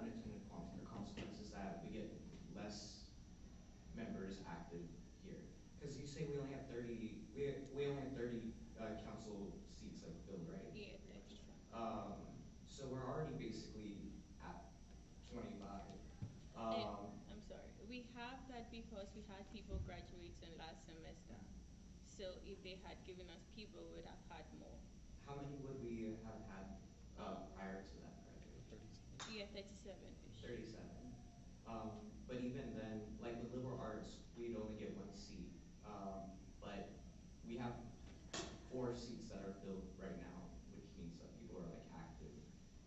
So it'd be cutting us down to a quarter of the people who still show up. So how can we say that necessarily this approach is going to get more engagement, as opposed to keeping the same model? Yeah, so one of the major reasons that we wanted to also decrease it was that the amount of funds that we allocate towards stipends for the council representatives right now, we're stretching about, I think it's $10,000 across 52 members. If we were to cut that in half, we could effectively double the amount of stipends that, the amount of the stipend that our representatives receive.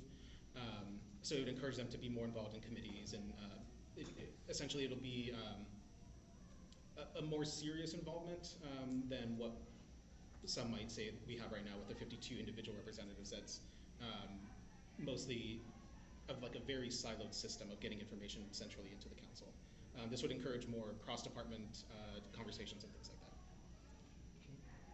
Also, to speak to your, I'm so sorry, I didn't turn it on. I don't care. So, just to your point, and correct me if I'm wrong, but like you said that the COLA has like 4 people like actively participating right now. With this system, there would only be 1. But like the member at large thing, like the thing that I'm doing right now, because like I'm not a representative, she is of our department. But like I'm still here, I'm still asking questions, I'm still listening, I'm still taking notes and stuff. So like that system is still the same, right? People can still show up, eat the food, be involved if they want. So it doesn't cap involvement of individual people or individual departments. It just creates more incentive for the people who are actually members to like participate, right? Yeah, so like hypothetically, if there were an election for College of Liberal Arts where the sociology candidate won the election for that 1 seat, if there were members from other departments that also ran, they would automatically be enrolled as a member at large. So they'd be able to still participate in debate and things like that. They just wouldn't be granted voting rights on the council. And we'll get the stipend. Or the stipend, they would not receive a stipend. I appreciate your patience. Amazing. No, thank you. Very good questions. Yes, this will be the last question for sake of time. Yeah, we're full of questions today, me especially. So I think College of Liberal Arts is one of those departments that is more engaged. I'm also College of Liberal Arts. There are also some departments that in theory would have a number of seats open that they might not necessarily, I'm trying to figure out how to word this. If there is a department that has, say, 5 seats open, education, and they only have 4 people who run, what happens to that 5th spot? And would there be an opportunity for individuals from other departments to fill empty spots that have not been fulfilled by the departments that are supposed to fill those spots physically? Very good observation. The committee did not consider that yet. But as I mentioned, the deadline of fall 2028 will give us time to address those things. So if anyone's interested in joining the Constitution and Bylaws Committee, you can certainly join us, and then we'll be discussing election procedures quite a lot over the next year. Yes, thank you for all the questions. Very good questions. There's a question online. Oh yes, we actually have an agenda item coming up later for representative stipends. And that was the question. Right? Yes, we do have to vote on approval of these stipends.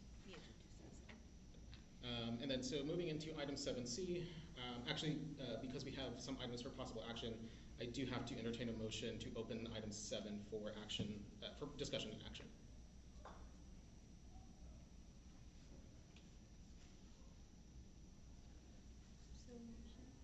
Thank you. Motion by Secretary Von Sue. Is there a second on the motion to open item 7 for discussion? I'll second. Thank you. Seconded by Representative Munegbu. All those in favor of opening item 7 for discussion, please say yes or aye, or type it into the chat. Any opposed, please say no or nay. Any abstentions, please say I abstain. Thank you. We can now go into item 7C. The motion carries unanimously. Item 7C is preparing for constitutional revisions. So as I apologize for bombarding everyone with information about the constitutional revision process over the past month and over winter break, but we have been making a lot of progress on this with the committee. So first, I just want to go over to this document, which is included in the supplemental material. Essentially, the way that we are going to structure the vote on the Constitutional Convention is the committee, once we finalize the Constitution that is going to be up for a vote, we will be sending up to the Council with no less than 2 weeks to go before the April Council meeting. And in that time, these forms will be made available in which anyone who would like to make an amendment to any part or any line of the Constitution can submit an amendment. We have to do this mostly for time reasons. Otherwise, we would, if people didn't bring their amendments until we physically got here, it could turn into a 5 or 10 hour long meeting, and I don't think anyone wants to do that. So this is our way of basically streamlining it and making sure that we have a central system that's accounting all of our amendments, and so that we can have them properly formatted on the agenda when that Constitutional Convention comes up, which will be the April Council meeting on April 2nd. So essentially, I put into the document the one titled GPSA Constitutional Amendment Process, the background and the purpose of the document. I also include the timeline, the expected timeline for these revisions. And then I also have instructions for how to actually fill out the constitutional amendment form. And at the very bottom, there is an example of what the form would look like if it was filled out for a specific line. I chose, in the example, Article 2, Section 1, subsections 3 through 4. And I also include instructions in there on how to format that type of language. So yeah, I just wanted to let the council be made aware of the process that you're going to use for constitutional amendments. There is a deadline I included in here. No later than 5 p.m. on March 27th, 2026 is when all amendments must be submitted. Anything received after that date will not be able to be included on the agenda due to posting requirements for Nevada Open Meeting Law. Is there any questions on that?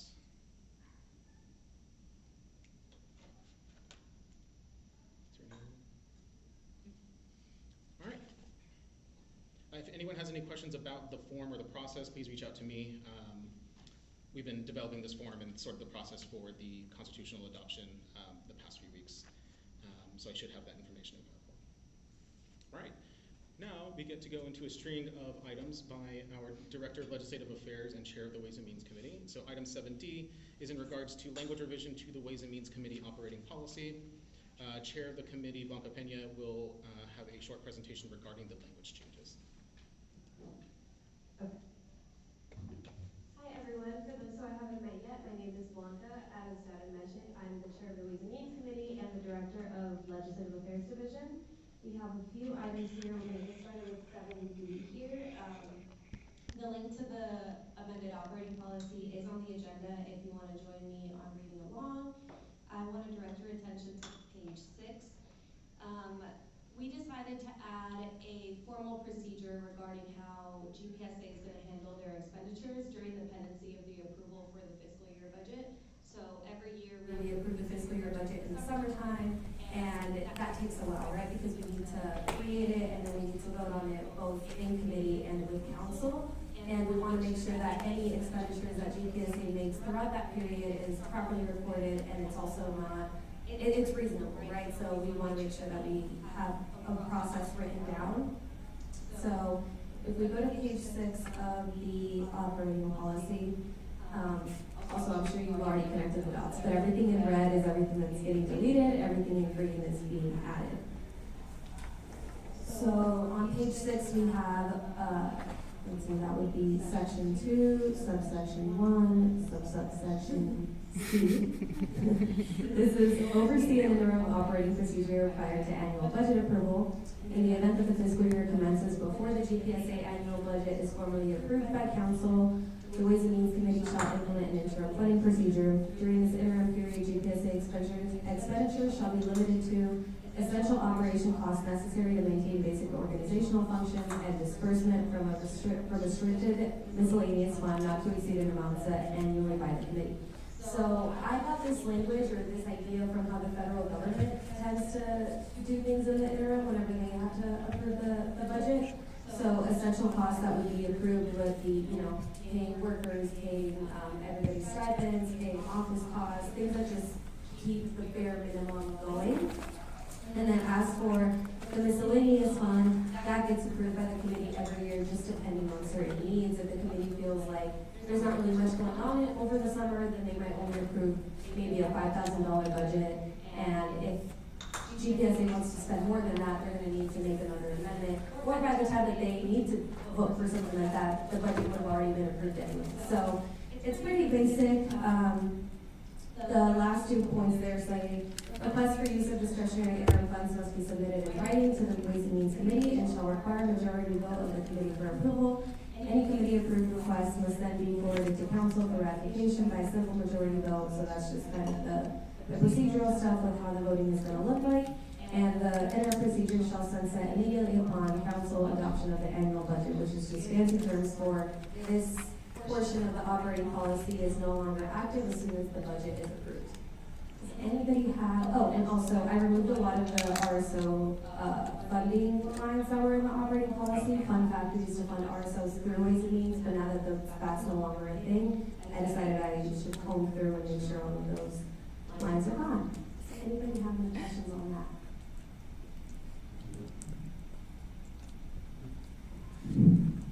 Yeah, my first question is, was this born out of a need? Was it based on certain problems the committee observed that we tried to make changes to? If there is, then what was the problem that existed and what will this intend to solve? Good question. I don't believe there was ever an issue. I think Devin had in mind making sure that we have something written down just in case anything ever came up. So far, GPSA has been really good on the spending and everything, especially during the interim, but we felt it was better to cover our tracks and make sure that we have a certain procedure in case anything is needed to spend. I don't know if Devin wants to add. Yeah, I can add something onto that really quick. So currently what our governing documents say is that during the summer, either 2 executive board members or 1 executive board member plus the dean of the graduate college and or our business manager have to sign for every single expenditure that we have during the summer period. So if there's ever a case where we just can't get those 2 signatures, this would be a process that we have a fund set aside already that's approved by the legislative committee to be able to fund those things in that small period. Especially with like summer travel and things like that, we know that not everyone will be able to be here. So it just helps get rid of that unnecessary barrier that we would require those physical signatures. Good question. Any other questions? Does this have a cap in terms of the maximum amount that this policy intends to allow the executive board to spend without the necessary approval from the intended goal originally in the document? Sorry, can you clarify your question? Based on the chair's comment, I want to find out whether this document have a maximum cap that it's allowable for them to spend outside the original signature to the account. Yeah, so in that, let me see, let me go back to it. In the second point under the letter C, the committee will approve an amount that could be spent outside of that if, whether it's the executive branch, council, or any committee wants to spend something that would exceed that amount, they would have to bring that to the committee for approval. And they would just submit it as a budget amendment. I think that's your context too, if I may. Okay. Neos Messina, GPSA manager for the record. I also want to just add a little bit more context into some of these changes. So the Ways and Means Committee was established about 3 years ago, I want to say now.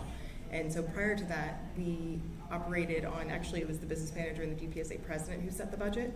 And that was pretty much it. And then there were just treasurer reports. So it really didn't allow for a lot of transparency in how the money was spent. And then whenever changes were required, there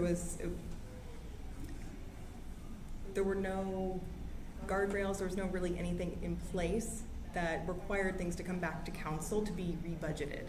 And so it was just a space where it just could have been improved. So the Ways and Means Committee was created to make sure that the money was better tracked. There were no issues, but it was just an area that was a red flag for future potential issues, so we did create that committee. And then the other thing is the budget cycle at UNLV is very tricky. It lasts actually about 20 months. You start budgeting in February when we get the projections, and then we continue through the summertime, and then we actually have the actual fiscal year, which ends on June 30th of each year. So it's about a 20-month cycle. So it's pretty long, and usually it transitions over different executive board terms. And so what that process looks like, the business manager really shouldn't be setting the projections of what they're going to spend on which budget items for the upcoming fiscal year without actually talking with the executive board first. So that was one of the bigger changes that we addressed. And then over the summertime with the new executive board, that's when other tweaks can be made to the budget, and then the budget actually goes to council in September for approval, which, if anybody caught on to this is also how the university works. But the budget gets approved a few months into the fiscal year. Same thing with NSHE, the Nevada System of Higher Education. The university budgets get approved in December, 6 months into the fiscal year. Is it weird? 100%. It's how it functions right now, and it's absolutely something students can have a voice on if they're interested in bringing that up or possibly running for election, learning how the money works. It'll blow your mind, but this is an adjustment to help bring a lot of transparency, and frankly, it also helps the business manager's job because it helps them know what expenses are to be tracked, what to bring to meetings, what to highlight, and really add a lot of context to how the money works. So, and Blanca's been fantastic. This is her second year, right? Yeah, so of the time that we've had this committee, she's been the chair for the majority of it. So thanks for building that. Of course. Any other questions? Yeah. No, that is not a question. I think my doubt was cleared by your first response, because I thought it in a different way that probably, yes, this is for posterity. Probably a day will come, a time will come where none of the drafters of these policies will no longer exist, but predecessors will take over, and some people might intend to turn it to seats then. For instance, if there was a reason why 2 signatories were allowed for a particular money to be disbursed. And so if that limit has been taken and through ways and means, I was thinking that was a mere assumption, but people could also collaborate with the Ways and Means Committee. Well, the Ways and Means Committee is also part of the GPSA Council, but it's an internal committee. And so, for instance, if there is some kind of collaboration between them, then monies could also be moved without necessarily the power, let's say, outside the original budget or outside certain fiscal year, because these policies have already been created. And if I collaborate with the Ways and Means Committee, lobby my way in and out, then if I want any money, I can go through that. So that was my initial original thinking. So, but if it is also there to check that some of these to also curb your response, your initial response, that most money was spent necessarily at people's expenses and there were no ways to keep track, then that's fine. But my thinking was that going forward, could this also be a disadvantage to the council or the executive? Could it be a Thank you. I'm also a member of the committee, so I can say something. Yeah, so the thing is, we have the council members, right? Before they begin to spend, they draft the budget and send to the Ways and Means Committee. The committee will approve the budget before they commit any spending, purchase or whatever. Now, suppose they need to do something important with money, and the budget has not been approved by the council. It goes through Ways and Means, comes back to the council and it's approved, and then they're free to spend. What happens then? Let's say the president needs to buy water for something. So the thing here is simply saying, if there is need for the executive council to spend money, and the budget has not been approved for them to go ahead and make the spending, then they can come to the Ways and Means Committee and make a proposal. We want to spend $100 on something, and then the Ways and Means Committee will go through it and bring it to the council, and then the council would approve before they can make the spending. Sorry, I'm not trying to be litigant here. Is there a way that we can also care in terms of approval first before the council, because per documents, it looks like, because if I read CI, it says that in the event that the fiscal year before the GPSA announced are employed, so there is no, in terms of maintaining the event, there is no amount. So what if, let's say, they count that they need $10,000? Would that not necessarily come to the council first, but come to the committee first? Will it be approved? So if there could be a way that there is a maximum amount that you will come through the Ways and Means Committee first before coming to the council, would it be? That is my main question. Well, that's a good question. That's a good question. So I think that this we do not know yet what the actual situation is going to be and what the actual need for money is going to be. So it is hard to put a cap on the money. But maybe what we can do is know that, of course, it is just an interim stuff, right? Once the budget is approved, that whole arrangement collapses, and then the budget takes over. So I don't know if we have to worry so much about the cap. I think there should be, because this is something that is going to be a situational something. It's not some, it's, just as you said, it will die off so far as the budget is approved.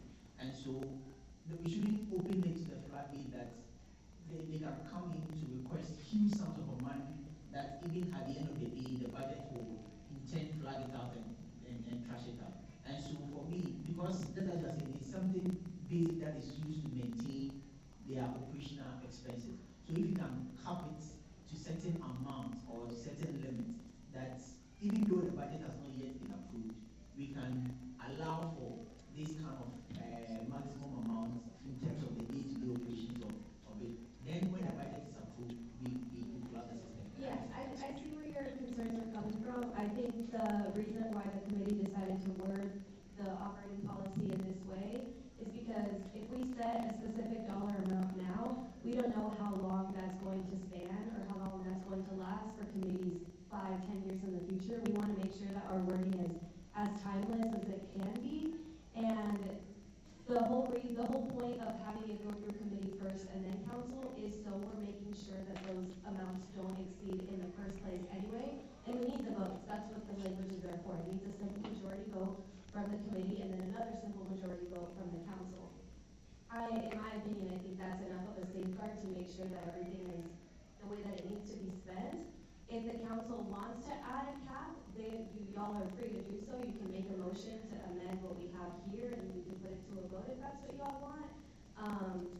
But the second point, under the letter C, is basically saying that the committee will already set a cap, but they will just decide it yearly.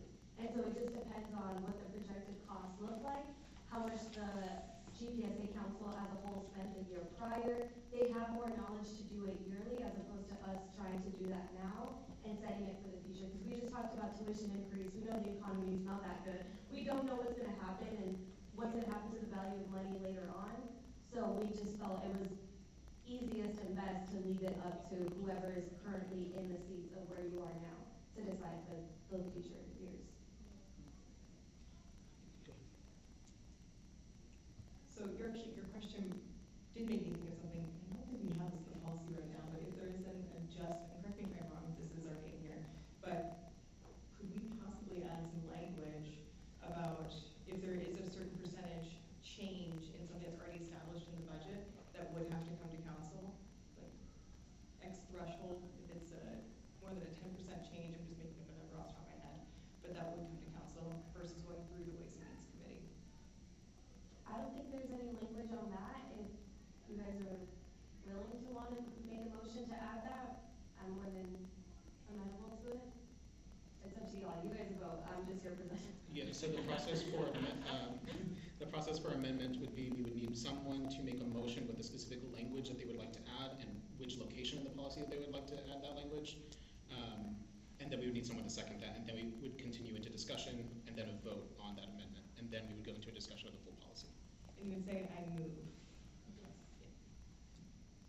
Before, I don't know whether I will move, but before I just want to propose something. No, this is my thinking. I could be wrong. That is why I'm saying it now, so that if somebody feels like we can just is it possible, based on your initial comment or your statement, is it possible that we can make it like whatever they are requesting should be subject to at least what was spring prior, because it wasn't in the law. So for instance, if you are requesting maintenance over the summer, because we don't know what the future budget will look like, at least we should use the benchmark for the previous expenditure year. I mean, that could give us a fair idea that either we may not go beyond it or at least we may go below it. So if some sentence could be that even though we're not going to cap it in terms of dollar amount, but the cap should be at least prior to what was spent before the fiscal year. Yeah. I don't know if that is. And that's a good point. I think to be as efficient as we can, maybe we can make the motion and then we can have a discussion on it and we can vote and see where everybody sits on the issue. My personal take on this is just that,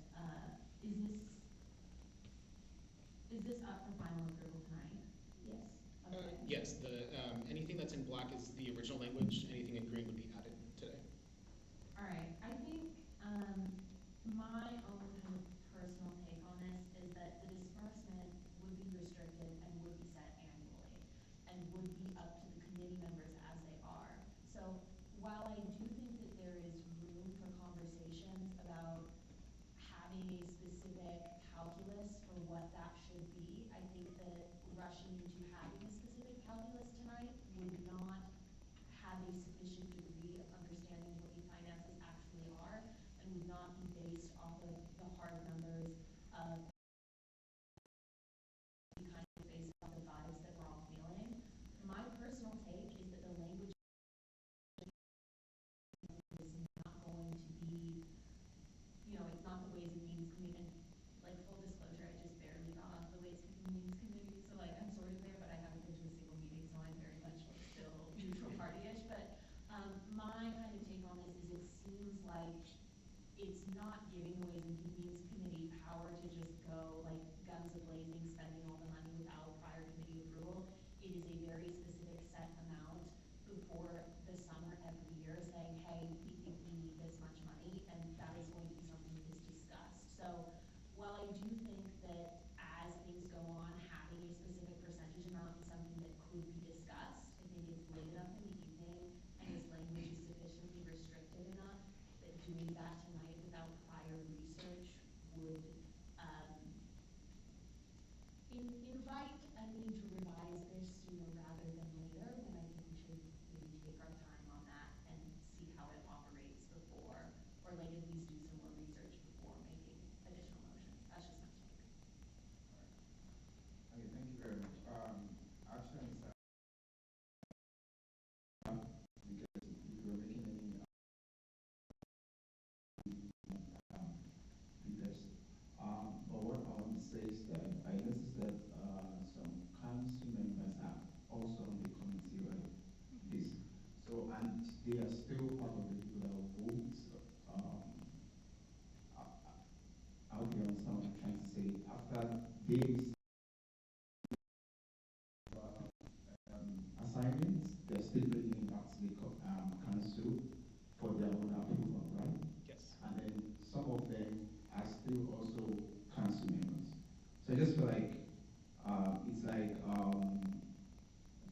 they would naturally want to just say yes because, of course, it has passed through their table. So maybe if there's like a clause that could make like people that are very different from that to see from another perspective and then vote maybe other council members that are not part of the Ways and Means committee. I don't know if that makes sense. Yeah, it does, but I just want to say that not everything that goes the Ways and Means gets approved. And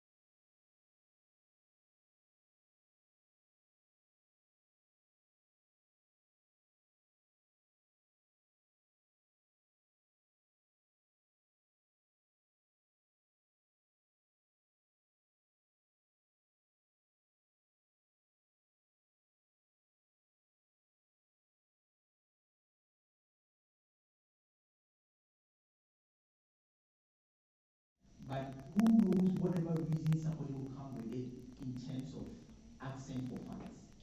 And I don't want to just, we are approving this document tonight, and after approving, the only time it will come back again is through amendments or through any other ways to make it. And that is why I'm just trying to, as much as possible, I want to move that we try to insert a language that at least whatever amount that we spend through that should be proud to what was spent previously. At least that one we have a clear conscience. For instance, if we are going through a scholarship and there is no, our budget has not been approved within the upcoming fiscal year, at least we could spend up to at least what was spent before the fiscal year was about to begin. At least that one we know that we are within a safeguard, so that we don't open the floodgate to a way where anybody can come, then request huge sums of money before the budget will be approved, because the budget could be approved or could not be approved, because we don't go into a budget thinking that whatever we are going into it will definitely be approved. But we are going into it that it could be approved, it could not be approved, or the amount will be slashed down. And so let's have all these things in mind before we approve this particular document. That is all what I'm saying.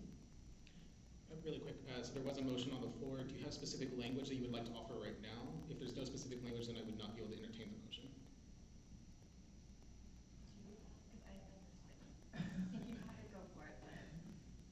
I would want to move that we, in terms of the amount that, oh, I don't have the exact words in mind, we have whatever GPSA board sent to the committee prior to the budget being approved is subject to what was spent previously in terms of the budget. Do you want to like add that ChatGPT as well, try and go home and Can I make a comment on the motion? I think it goes without saying that the number that the committee is going to decide on that specific year is going to be subject to what was spent the last year and what's projected to be spent. I don't think we need that in the operating policy. I'll go to Lauren first. Well, I was about to say, I'm fine with the language as it is now, but if enough people feel strongly, I am happy to motion that we approve the language as it is now, with the caveat that this is put on the agenda for next month's meeting for further discussion and possible amendment. So are you going to make Okay, so I motion for what I just said. motion to approve the operating policy as it is written today, Yes. as it is proposed today? Motion to approve the operating policy as it is proposed, and simultaneously place this back up for discussion during next month's meeting. Apologies, clarification. Point of clarification. Can you state your name for the record and your role? Yes. Lauren Glee with English. It was seconded by Trey Curtis Brown. All right, second by Trey Curtis Brown. There's going to be many motions tonight, so there will be opportunities. So motion made by Lauren Gleave to approve the Ways and Means Committee operating policy as it is proposed tonight. Second made by Trey Curtis Brown. All those in favor of the motion, please say aye or yes. That's what the motion also included making sure this was on the agenda for next month's meeting explicitly, so that we could re-debate and anyone with additional amendments would have a chance to have a more in-depth prepared language for that, basically. Got it. So the motion, just to clarify, the motion on the floor, for those in favor, a yes would approve the operating policy as it is written right now, with the requirement that the operating policy will be back for discussion at the March meeting. Yes. Awesome. All those in favor of the motion, please say yes or aye. Aye. Any opposed, please say no or nay. Any abstentions, please say I abstain. Motion carries unanimously. Thank you. Y'all just want to see me again. All right. We need to move on. I'm sorry. It's really quick. We have three very quick budget amendments that we would like to discuss. Item 7E is a budget amendment on research forum costs. Blanca, if you would like to take this up, go ahead. Yes, so the link to the budget is also on the agenda. If you want to direct your attention to the FY26 tab on the bottom, and then head on to line 88, we repurposed $1,500. It was originally for research forum live stream costs it now will be used for poster printing services. We have a specific line item that funds poster printing services already, and because we weren't going to do anything with the live stream costs, we entertained the idea of buying a plotter so we could run our own poster printing services. We did some research on that. After doing that, it seemed like doing that would be more costly and more burdensome to GPSA than it would benefit us or any students, so we just decided to add the $1,500 onto the fund that we already have for students to print out their posters. And then the second allocation in this budget item is $250 from the discretionary fund, which is line 26, to the research forum live music costs, which is on line 91. It turned out that the live music costs were going to be $250 more expensive, more. So we just took from the discretionary fund and moved it so we could purchase the live music for the research forum. That's pretty much it for that one. All right, thank you. Do we have any questions about the proposed amendment?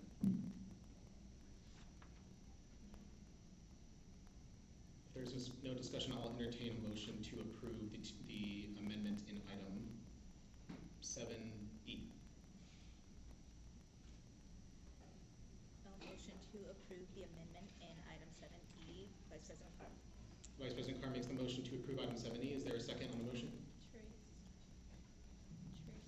Second by Trey Curtis Brown. All those, the motion on the floor is to approve item 7E, which is the budget amendment for research forum costs.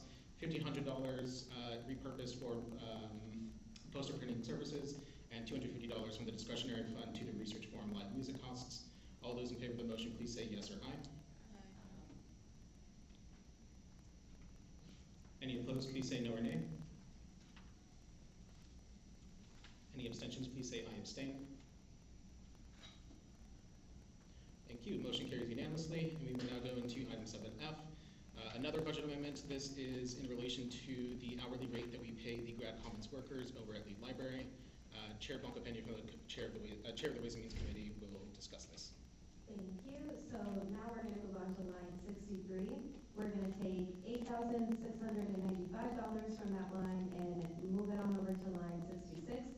The funding that was not utilized for the GPSA graduate assistant from fall 2025 is going to be reappropriated to the graduate common student workers hourly rate. At first, they were paid $12 an hour, which made them level 1, but paying them $15 an hour and moving them on to level 2 would be with this reallocation with you.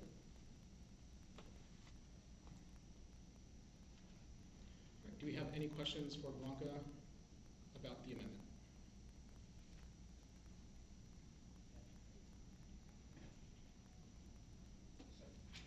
Is this going to be the new rate going forward? Yes. Yes. Okay. So, yeah, I'll be back to the previous $2. Good question. Yeah, because I was gonna ask him, since it was the GA stipend that was repurposed by that, and so if you get a new GA, are you still going, where do you intend to get that money to supplement the extra $50 from the previous $12? Yes, Christina, GPSA manager for the record. So that, to answer that question, where do we get the funding for next year? It actually is going to go back through the normal budget process that we were just talking about. So I should get the projections from the budget. And, can't remember the office name is. It's too late. The UNLV's financial people who tell us how many people they expect to get, so we can budget. Anyway, so we'll plan it out next time when we do the executive board.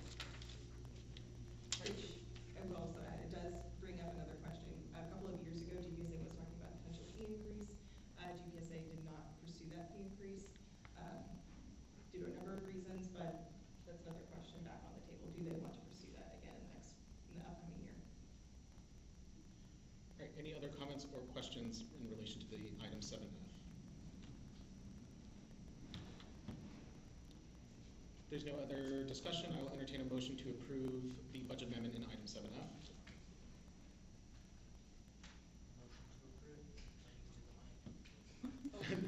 Yes, just it's in the reporting. You can say so. State your name. So moved, yeah. I'm sorry. Sorry, state your name and then so moved. So moved. David Elder from School of Law. So moved. Thank you. Motion made by representative from Law. Do we have a second on the motion? Seconded by Trey Curtis Brown. He's quick. You guys go. I I love I gotta have a sign that goes. Second made by Trey Curtis Brown. The motion on the floor is to approve the budget amendment in item 7F, which repurposes $8,695 in line 63 of the fiscal year 26 GPSA budget to line 66 for the purpose of a raise from $12 to $15 for the Graduate Commons hourly workers. All those in favor of the amendment of the motion, please say yes or aye.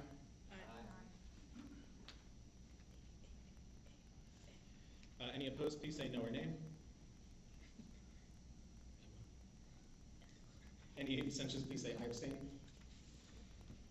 The amendment passes unanimously. Thank you. All right, so item 7G is one more budget amendment, and this is also a program proposal that was endorsed by both the Executive Board as well as the Ways and Means Committee. I will turn it again back to Chair of the Ways and Means Committee, Bonka Pena.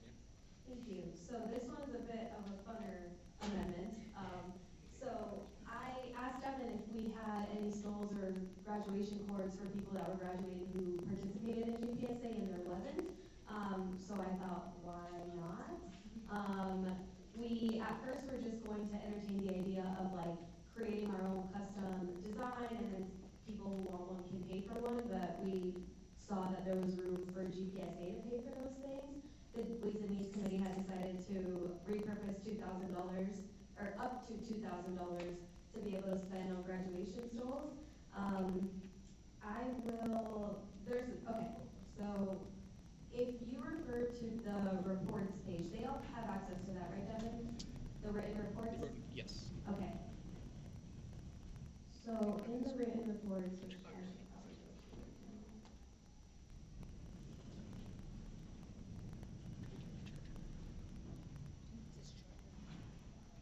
Yeah, it's called Council Reports 45-09. So if you scroll all the way down to President's Cabinet under Division of Legislative Affairs, this design is not the official design, it's just an idea of what it can look like. We have a GPSA logo, we got the red, the black, the white. If you guys want to, we could allocate more funds to put people's names or their positions and things like that. The way that it is looking like right now in terms of expenditures, the stoles would be $31 per person if we make any orders of 10 stoles or more. And the more stoles that we buy, the more of a discount we get. So it really just depends. We actually have a Google form that's active now. If you're going to graduate in spring now, I suggest you fill out the Google form so we can see who we're going to need to purchase the stoles for. Let's see. Okay, and as for the designs, Devin and I talked about having volunteers design it. Does anybody have any interest in designing the stoles? If not, no problem, I can take that on. But I wanted to see if anybody had a creative endeavor or like an itch for wanting to do something like this. Okay, it's okay, I will do it. It's okay, guys. You're not hurting my feelings. Okay, the designs would be finalized by the Executive Board, but I will of course show the council, and I'm sure Devin will probably share an email with different design ideas, and we can all pick the most popular one. I built a rough timeline just for the sake of time. I won't go through it all, but hopefully by early April, we'll have those come in and have people collect them.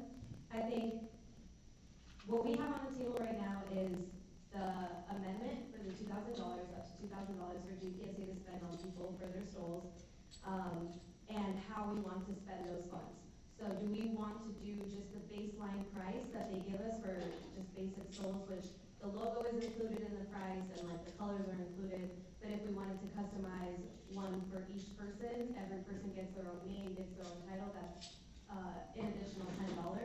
Do we want to do the extra, or do we want to do the basic bare minimum, have them come in April, and then people, if they wish, they can get them engraved somewhere else, which I'm sure Deb told me earlier that Makerspace in the library can offer really free and cheap materials for you to decorate your own stoles, but that's just where we're at right now. Question? Turn it on. Oh, okay. Turn on quicker than I thought. I think that we should go with the lower price one, because yeah, they can go to the Makerspace. They got an embroidery machine down there. It'll do it for them. Why take on an extra $10 per stole when we have resources at the university that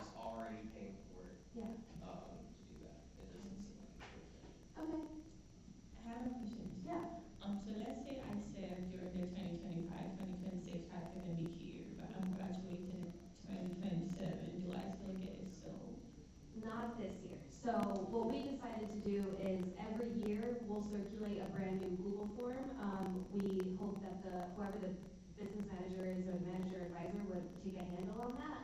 And every year release the Google form every semester, because I know people graduate in the winter, some people graduate in the spring. So you would only fill out the form for the semester in which you'll be graduating in. I hope that answered. Question from my corner. Yeah. So, in the embroidered versus non-embroidered, I know it's $10 per person. How many people total are we looking at though? That's a good question. It's So only 10 people difference of $100. Could be. yeah, I don't have those numbers right now just because the Google form just got open today. We don't really know how many seniors are graduating. We're also planning on reaching out to people who aren't in GPSA now, who were previously, and seeing if they are, yes, Lila, that me too. And getting those people as well. So I don't know. I'm estimating between 15 and 25 people that are graduating this year that participated in GPSA. I wish I had that number. I can always come back next month or whenever to give you guys more accurate numbers, but that's just what we're looking at. Yeah, just to add on to, oh, did battery. Project, baby. So just to add on to that, yeah, so this will be a pilot program, so the initial numbers would probably be given, we would get those numbers this semester, and then we could get better planning in the future. But we wanted to do the up to $2,000 just so that we didn't know like the exact number of people that we would have to fund stalls for. But yes, another question? So how do we identify this as is it just for the council members or any of the committees also? Yeah, so the program proposal is anyone who was a voting member of the GPSA, a member of the executive board, or a member of the president's cabinet. Those would be the 3 eligible pools to get a stall. Yeah, I think if you're sitting here today, I think you. Yeah, I think everyone in this room would be eligible. Yeah. All right, if there are no other questions or comments on this proposal, I will entertain a motion to approve the creation of this program as well as an allocation of an initial up to $2,000 for the funding of the program in spring 2026. I'm Lauren Lee, English. Thank you. Motion made by Lauren Glee from English. Do we have a second? Second from Trey Curtis Brown, already online. The motion on the floor is to approve the motion on the floor is to approve the graduation stall program as well as the allocation of an initial up to $2,000 for the spring 2026 semester. All those in favor of the motion, please say aye or yes. Aye. Aye. Any opposed, please say no or nay. Any abstentions, please say I abstain. Motion carries unanimously. Thank you. We have, oh, thank you. I just wanted to say, we will probably send out an email to remind everyone, but please, the Google form is already open. It doesn't take that long. It's literally just your name and like a question of like, are you graduating in spring 2026? That's it. It's better you just take care of it now so we can get everyone's stalls in time for grad photos and things like that. Thank you all so much for your time. I'll see you guys next month. Thank you, Blanca. All right, and so for the rest of the items, I'm only going to go into discussion for item 7I, which is the discussion approval of fall 2025 representative stipends. Included on the agenda was the supplemental material for the list of council representatives who satisfied both criteria for receiving the stipend. In accordance with the GPSA bylaws, council representatives must have attended all council meetings or had no more than 1 unexcused absence in the term that is for consideration. And the second criteria is that they have volunteered to serve on or have already begun serving on an internal GPSA committee or a committee of the university and or graduate college. This is the list that was endorsed and approved by the executive board last Friday. We double checked that all of the names on here had been placed on or had have already started serving on some type of committee, plus had no more than 1 unexcused absence in the fall term. Is there any discussion on the list of representatives here?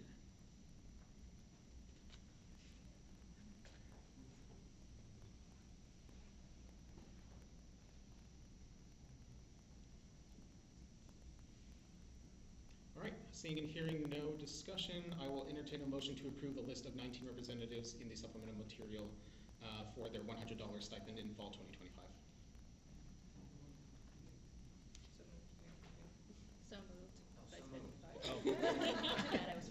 take the motion from the representative from sociology. What? I'll take I was this. first. Is there a second? Justice to the people. Is there a second on the motion? Declan was seconded.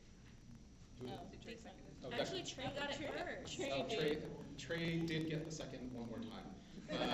The motion on the floor is to approve the list of 19 names on the screen here. The $100 stipend for fall 2025. All those in favor of the motion, please say aye or yes. Aye. Any opposed, please say no or nay.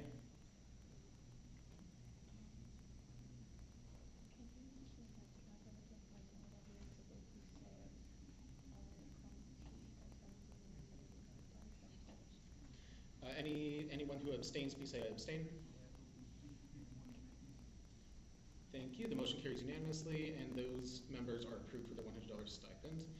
Just remember, again, for anyone on the call still or in the room, membership on a committee is required to be eligible for the stipend. The next list of stipends will be up for approval in, I think, the June meeting of the council for service during the May term. For the last two items, sorry, I went out of order. Item 7H, I'm not going to go into discussion, but I just want to inform everyone that Uber Higher Ed reached out to GPSA and are interested in collaborating with us.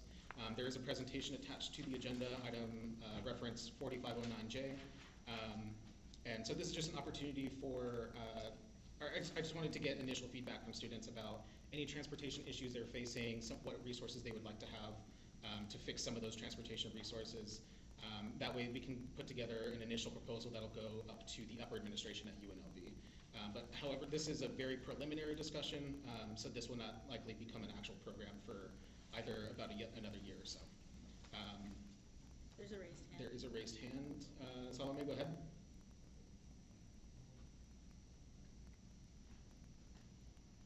Hello. Yes. Good evening. According to the list of criteria and everything, I met everything, but I didn't see my name for the payment of stipend. Got it. If you can send an email to myself and the GPSA secretary, we can consider an amendment to that at the March council meeting. Thank you. All right, so also on item 7H, reference material 4509K is a link to a transportation needs survey. We sent out an email earlier this week with the survey, so please fill that out if you have any interest in generating some type of program for transportation needs for our students. Item 7J, again, I'm gonna just quickly blow through this. One of the initiatives being taken up by GPSA this semester is to increase civic and democratic engagement for our students on campus. So I just wanted to get initially any ideas that you all had for types of resources or information that GPSA would be sending out to the students. So if you could all consult with the members in your department, your colleagues, and bring back any suggestions to the executive board or to myself, please email me, and we'll try to incorporate that into whatever graphics or information that we send out to the student body. All right, item 7K, is there anyone who would like to self-nominate for a committee at this time? We actually do need members really direly for the Rules and Ethics Committee as well as the Elections Commission. Oh, yeah, we actually need to establish that Elections Commission at this meeting. Mm-hmm. Oh, right. There was someone who wanted to run for, or not run, but wanted to, oh, she wasn't, never mind. She wanted to. So sorry, Ms. Melissa, which item are we on? Oh.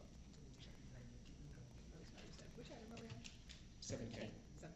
Thank you. Christian? Is there like a master document of when all these committees meet that could be like sent out? Oh, when they meet? Yeah, so that we can. We tried to do that. The list of easements. Well, no, No, that's it's not, a mess. yeah. Well, not a mess, but it's. There's no. They're kind of scattered all over the place. I know Ways and Means meets every Tuesday. one Tuesday every month. I forget which Tuesday it is. And that's just. First Tuesday? Got it, thank you. Constitution and bylaws sort of meets as needed based upon whenever schedules are available. Sponsorship, I believe, is also, but sponsorship is full. Yeah, it's full, and we send out a when to meet every month. So then, at this time. I tried to make a regular So day, it's but flexible. people. It's very flexible. Yeah. At this time, we would need members for the Rules and Ethics Committee, which needs only one more member to be formed. And then we would need a few members for the Elections Commission. I'll self-nominate. One requirement for the Elections Commission is you cannot be running for an office. If if you're running for if you decide to run for an office after volunteering, you would have to step down from the commission. I'll volunteer to be on the Elections Commission. I will. Vice President Carr will volunteer to be on the Yeah, so Elections I Commission. have one caveat to that restriction, sorry, for the Elections Commission, thank you, sorry, Ms. Christina, for the record. So for the Elections Commission, if you do put yourself on the Elections Commission, you have, if you decide to run, you do have to resign from that commission within 30 days before the filing date for the next election, otherwise you are ineligible to run.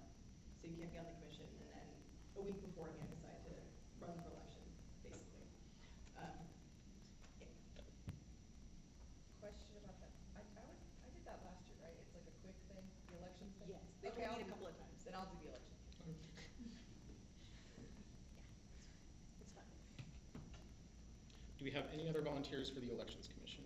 It's also chaired by our business manager, as she will be counting as one voting member. Okay, so I bring one and join. Thank you, Prince. As someone who wants to be. Bianca, thank you. Political science. No. And I Sorry. We also do need folks to run for election. Wait, when's filing? When is filing? I'm They haven't sorry. opened it yet. Next year. So there's no, you don't have to wait yet. It'll be early March. Our coordinator at the beginning. Probably vote on the side. Okay, so the members of the Elections Commission that I have are Vice President Carr, myself, President Lopez, Lila Hearn, member at large, representative from Economics, Prince Uafe, and then Bianca de Martin de Oliveira, the representative from Political Science. Those 5 members have volunteered to be on the Elections Commission. Sorry. I'm also joining it. Oh, got it. Your last name?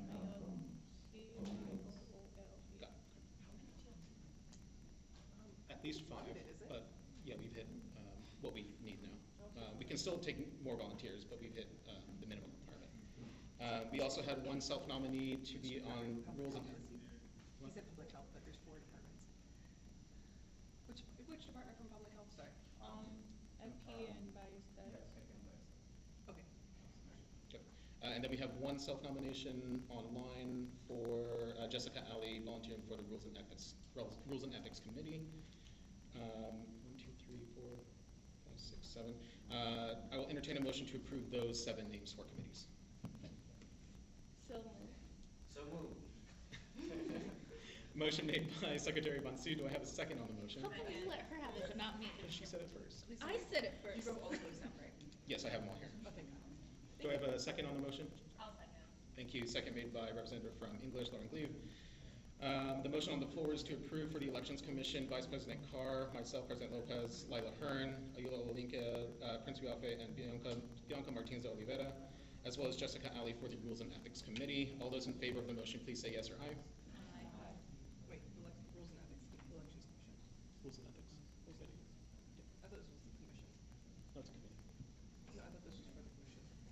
It's a call for committee in general. So it's both. Committee. Oh, they're on both. Yeah. No. It's just a call for All committee polls. members. Any opposed, please say no or nay.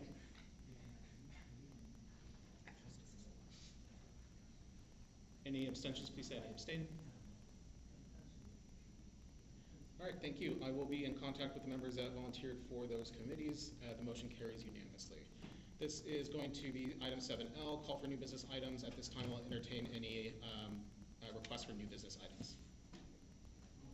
As always, council representatives are encouraged to reach out to me, GPSA president at unlv.edu, if there are any new business items that you would like to have scheduled before or at the March or April meetings of the spring semester.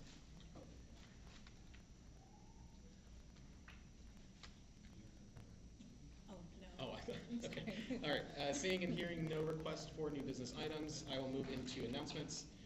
Announcements are written onto the agenda. The quarterly Board of Regents meeting is on March 4th to 5th, 2026.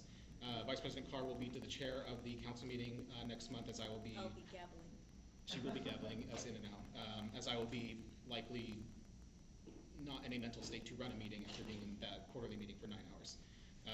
The GPSA Awards nomination portal is also live. The link is on the agenda. Representatives, also please fill out the council registration form linked on the agenda. And the two events offered by Engagement and Outreach earlier today are on the agenda. And Also be on the lookout for announcements regarding the annual Graduate Professional Student Research Forum. We are currently going through and assigning presenters to their actual sessions, so be on the lookout in the next coming weeks regarding your session time for the forum. The awards portal closes on the 15th, that's Sunday. The GPSA Awards portal for nominations closes on the 15th February. So if Check you, your emails. if you want to appreciate someone or nominate yourself, do it now. Or within the next 4 days. Emails gone out for the research forum? Not yet. We're still in the process of assigning people to their You mean sessions. for the presentations? For whether or not we're going to do a presentation period. Oh, like the portal for the research forum closed on the 31st. Are you trying to present? Sorry? No, so this is a personal curiosity. I put my application in on time and I've not heard anything back. Oh, no, we're assigning right now. You're going to find out by March 1st. Okay. By March 1st. Sorry, I gave you. Anybody who's submitted to present, you'll find out final details by March 1st. All right, thank you. Preliminary details by March 1st.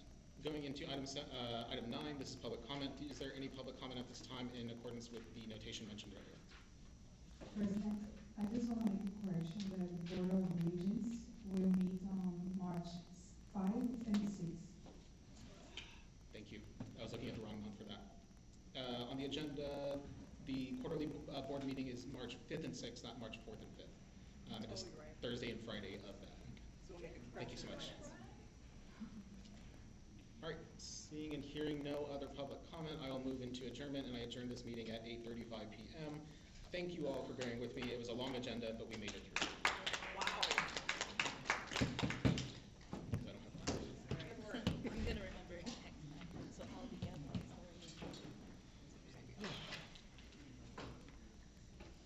Two.